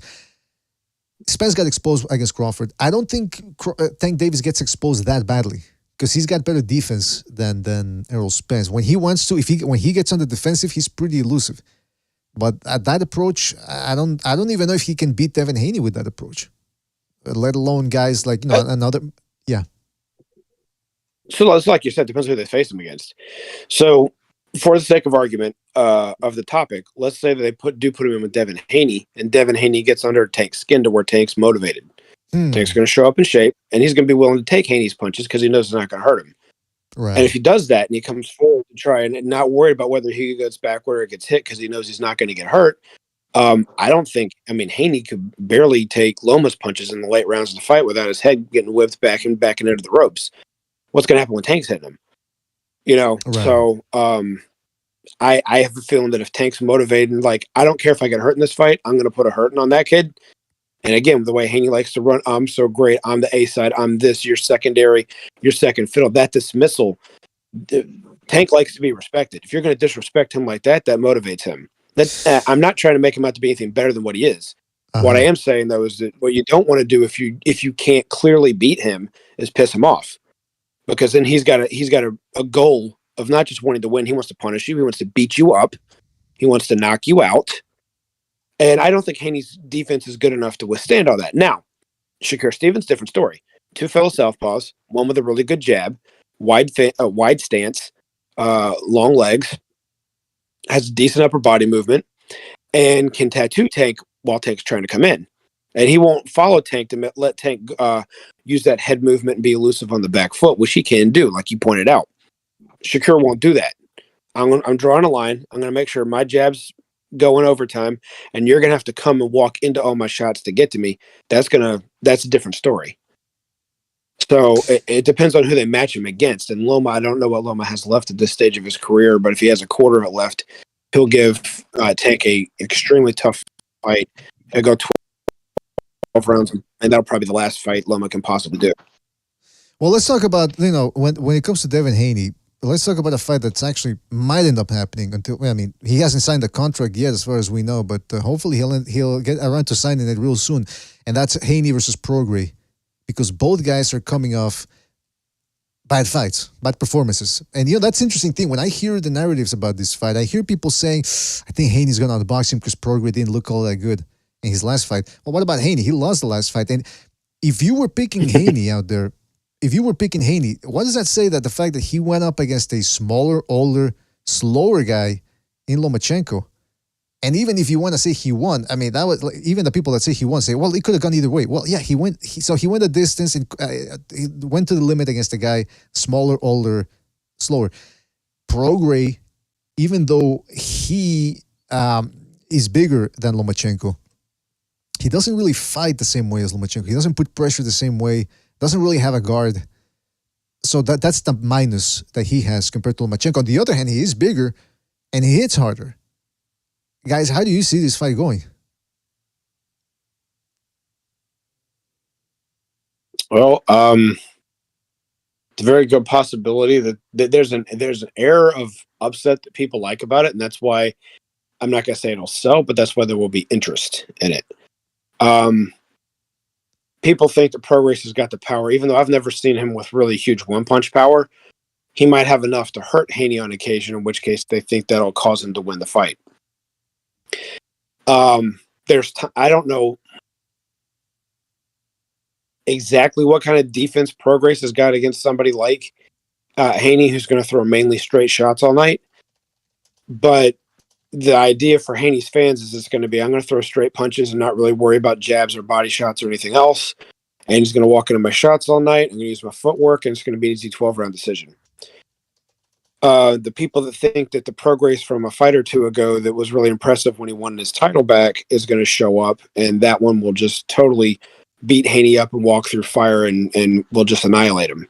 Mm-hmm. How do I see it? I don't have a lot of faith that Prograis can be hot 2 fights in a row. Hot and cold, but he was cold in his last fight, so there's a possibility if this one motivates him that he'll give a good effort.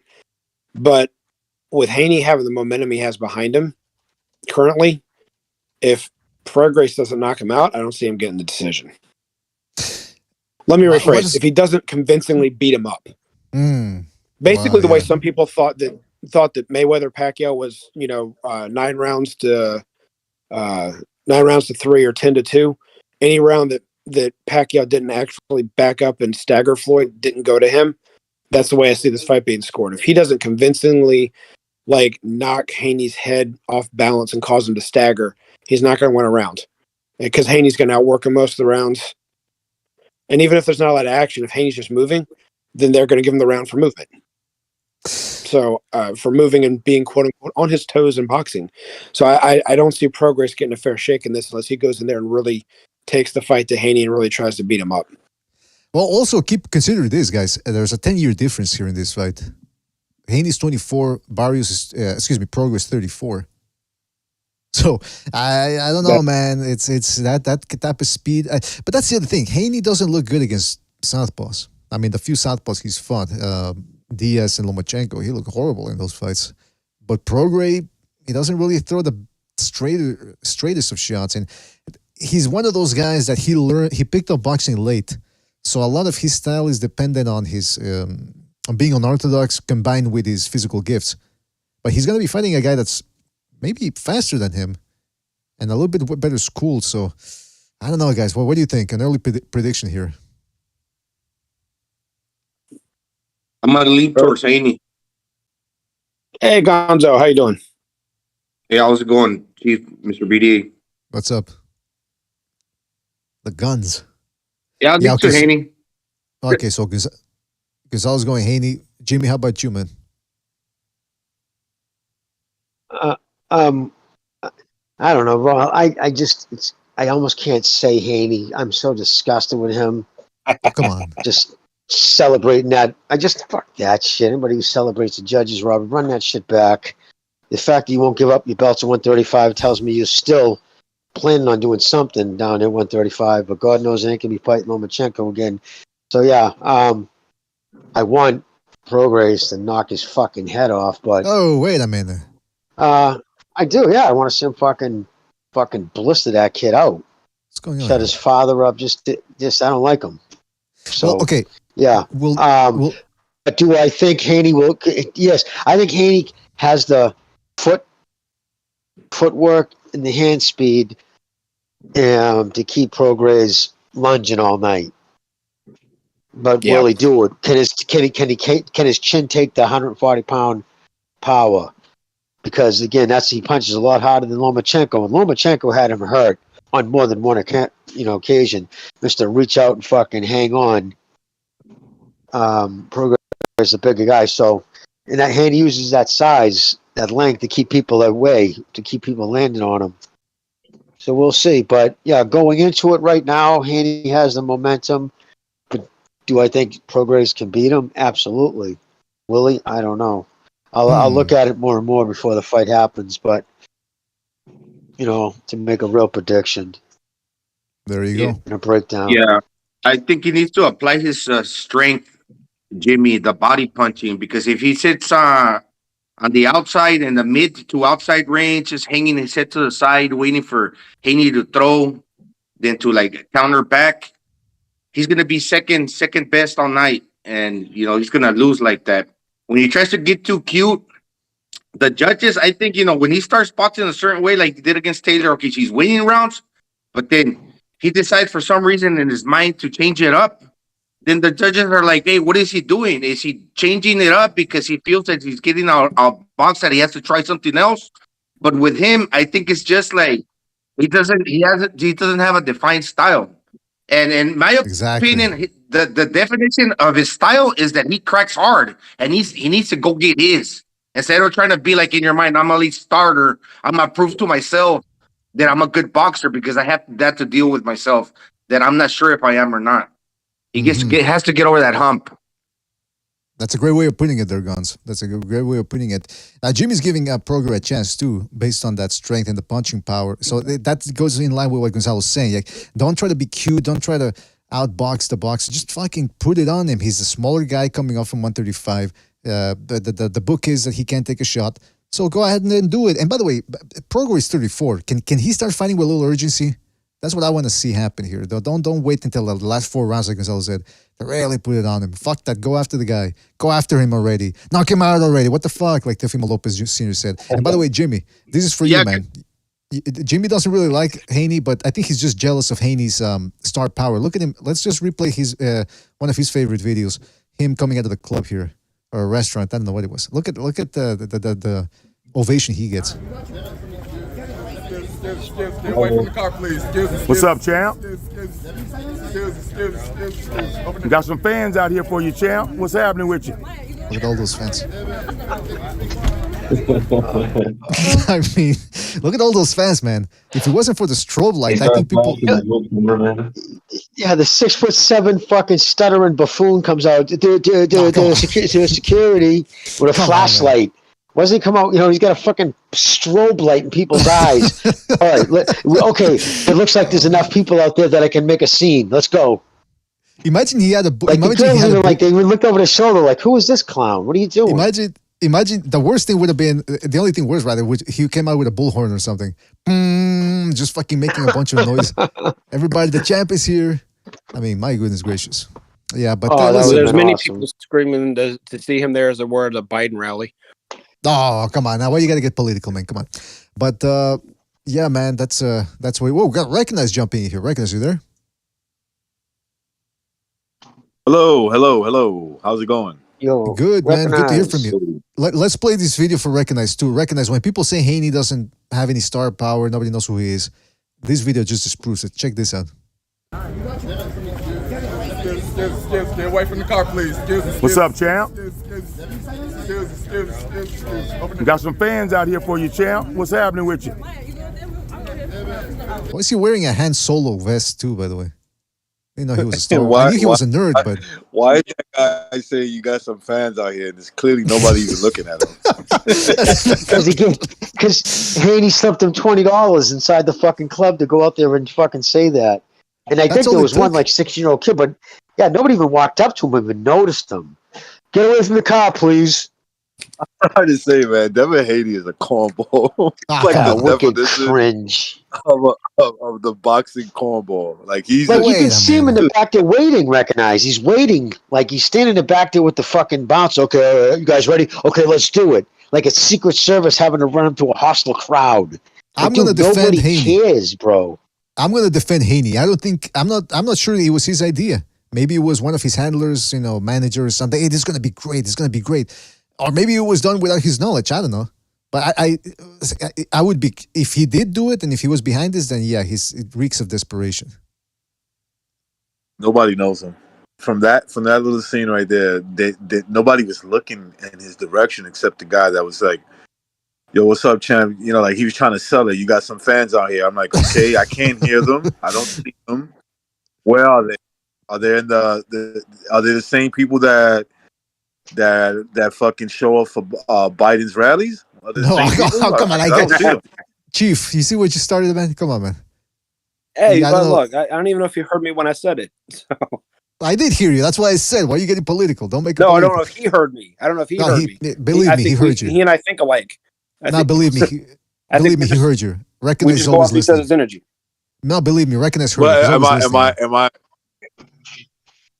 Am I right though? It's like, let's just say that he's not necessarily Cristiano Ronaldo that has to dress up to go out in public. Exactly. Like an old man, you know what I mean? There you go, man. Well, listen, I mean, we're just about to go. We've been on for fake 3.5. Muslim, fake undisputed champion. Everything about him is fake, man. Come on. From what I understand, he's a nice kid. He's never sold drugs to his father. The usurper. Yeah, that's what people are calling him, the usurper, because he's not the real champ. Right, we'll see what happens when he fights a Prograis. Well, it's supposedly it's going to happen. I don't know. I don't think. When is that fight? When is that fight, BDA? Supposedly it's the Prograis fight. They have it. Hey, look, take what ESPN says with a grain of salt, because Showtime already threw herself for a loop with the Danny Garcia-Lara fight. But it says here, the Zone, Las Vegas, Nevada, Regis Prograis versus Davis Haney. So it's near Halloween. What's the date? October the 28th, on a Saturday, just a little bit before Halloween. I wouldn't be surprised. Let me ask you another question. I'm sorry, Jimmy. I just wanted to ask one more question. Is he still the undisputed? Is he still like the undisputed champion at welterweight? Did he lose any of his belts, or he still got them? I think he's gonna stall for as long as he can to keep those belts, just so that they announce him I have a feeling he's not fighting Prograis. I think listen, he can win that fight. I'm not saying he can't. He can win it on points. Uh-huh. Well, Prograis cracks hard, and I seen him get hurt by little Lomachenko, who's a better fighter, better overall boxer than Prograis. But Prograis can crack. He is getting a little older, but he can still hit hard. I wouldn't be shocked if that fight doesn't take place. Yeah, it's an intriguing fight, and I wouldn't be surprised if what you're saying happens there. Recognize there's a lot of hijinks from the Haney side. Wouldn't be surprised, man. But now that he's with the Zone, I don't know if the Zone protects him the way other people were. I don't know. The decision that maybe this time the decision doesn't go his way. It would be interesting though if Prograis actually loses the fight, but they give it to him. Then we'll see what happens. Then we'll see if the people that always say, well, the official decision, the judges, you can't go against the judges. We'll see if that sticks. But that's very speculative. If you want to talk about a marketing scheme to make him popular, put him in a bullshit fight where like he could have won and take the decision away from him. Mm-hmm. And that instantly may boost up his fucking boring ass career. Hey, that's true. That's a good point, man. Now finally maybe people will know who he is based on that injustice. Dude, he's boring, man. He's just the boring fighter. Like I know this. I know people don't like Tank, and I get it. Tank is like, but when you do the comparison of like entertainment value and what they bring to boxing, I think Tank is like a clear A side compared to this dude. He's a ghost. That's what he is. Well, he's vanilla. I've said this before. If you dropped him in the lightweight division of like the 80s when you had Livingston Bramble and Ray Mancini and guys like that, he would be Tyrone Crawley, which is a guy who never won the title. He has no power. He doesn't dazzle with combinations. Like Ivan Robinson, I mentioned him before. He wasn't great. But when he did win, especially against lesser oppositions, he was throwing 7-8 punch combinations, all to the head, all landing, backing people up. And he brought action with the fact he couldn't punch hard. He still boxed, but he put the action. He tried hard to make an exciting fight. And Haney wants to do none of that. I want to get Mayweather money for producing Pernell Whitaker type action. I'll put it that way. And he thinks respect deserves to come with that. And there's a generational problem there. When most of us are the same age, when we were coming up, you had to go out and earn your respect. It wasn't given to you because you were a young fighter that was undefeated. You earned it by beating people. And it's not just in boxing. We earned it in the places we worked by showing the fact that we could learn, catch on, take charge on our own, and then the older generation going out, we're leaving it in good hands. That was what life was. And he just thinks he deserves respect because, I don't know, because he's young and has a gold chain around his neck and has a bunch of belts that he, got a gift decision in. Let me rephrase. He can't handily beat Kambosos, but we all know that it's hard to find 7 rounds that he won against Lomachenko. And he just thinks that this coronation of I deserve respect based off of what? What have you done? What if you go in the Hall of Fame tomorrow based off of what performance? Well, I mean, he deserves. Yeah, you're right. He deserves a certain modicum of respect, but the respect he wants is for him to be some sort of pound for pounder, top 5 pound for pounder, and he's not dominating or even winning the way he's supposed to. So, yeah, he doesn't get that. All right, now listen, fellas, we do have to go, man. We've been on for 3.5 hours, But we'll try to do another show. Again, this show, I don't know, for those of you that missed it, it was more like a free-form show because there's not much going on. So we were just talking about a whole bunch of things from the past, speculative events that could occur. So we'll be back maybe this week and do something like that. Don't forget, we do have some boxing. We have Christian and Billy fighting this Friday, super middleweight, who just beat the ever-dangerous Gongora in his last fight. Or I think it was his before last fight. Now he's taking on Demond Nicholson, who went the distance with Berlanga and also gave Demetrius Andrade a tough fight in his last outing. So this is a chance for Billy to really shine and get him out of there, do something that neither Berlanga nor Andrade could do, or Andrade, I should say. So stay tuned for that one. That's on ESPN. ESPN is going to be showing that fight on Friday. So nice little Friday fight for everybody. And then the next week, boxing picks up again. So guys, thanks again for joining us. Everybody that donated the super chat. Let me just check if hopefully I didn't forget any super chats. Last time I was forgetting. Nope, I didn't forget anything. Shout out to everybody that called in, everybody that donated the super chat, everybody that called in, everybody that's in the chat, everybody that joined us here on the panel. Thank you. Recognize Never Sobers, Jimmy, Gonzalo, aka The Guns, Chief. Shout out to you fellas. And we'll catch you in the next one, fellas. Take it easy. Thanks. Oh, hold on, excuse me. Shout out to everybody in the chat. I'm talking about Mac Banks, Mastermind96, Modog. He just got that dog. I am your leader in the house. Shout out to I am your leader, Evan Deere, Uncle Burnt Apostrophe, Nate Johnson, Eparokua, Alejandro Solis. And if I forgot anybody, it's because we got to go. But shout out to you fellas. Thank you for joining us. Catch you in the next one. I'm not cool with that. I'm sorry.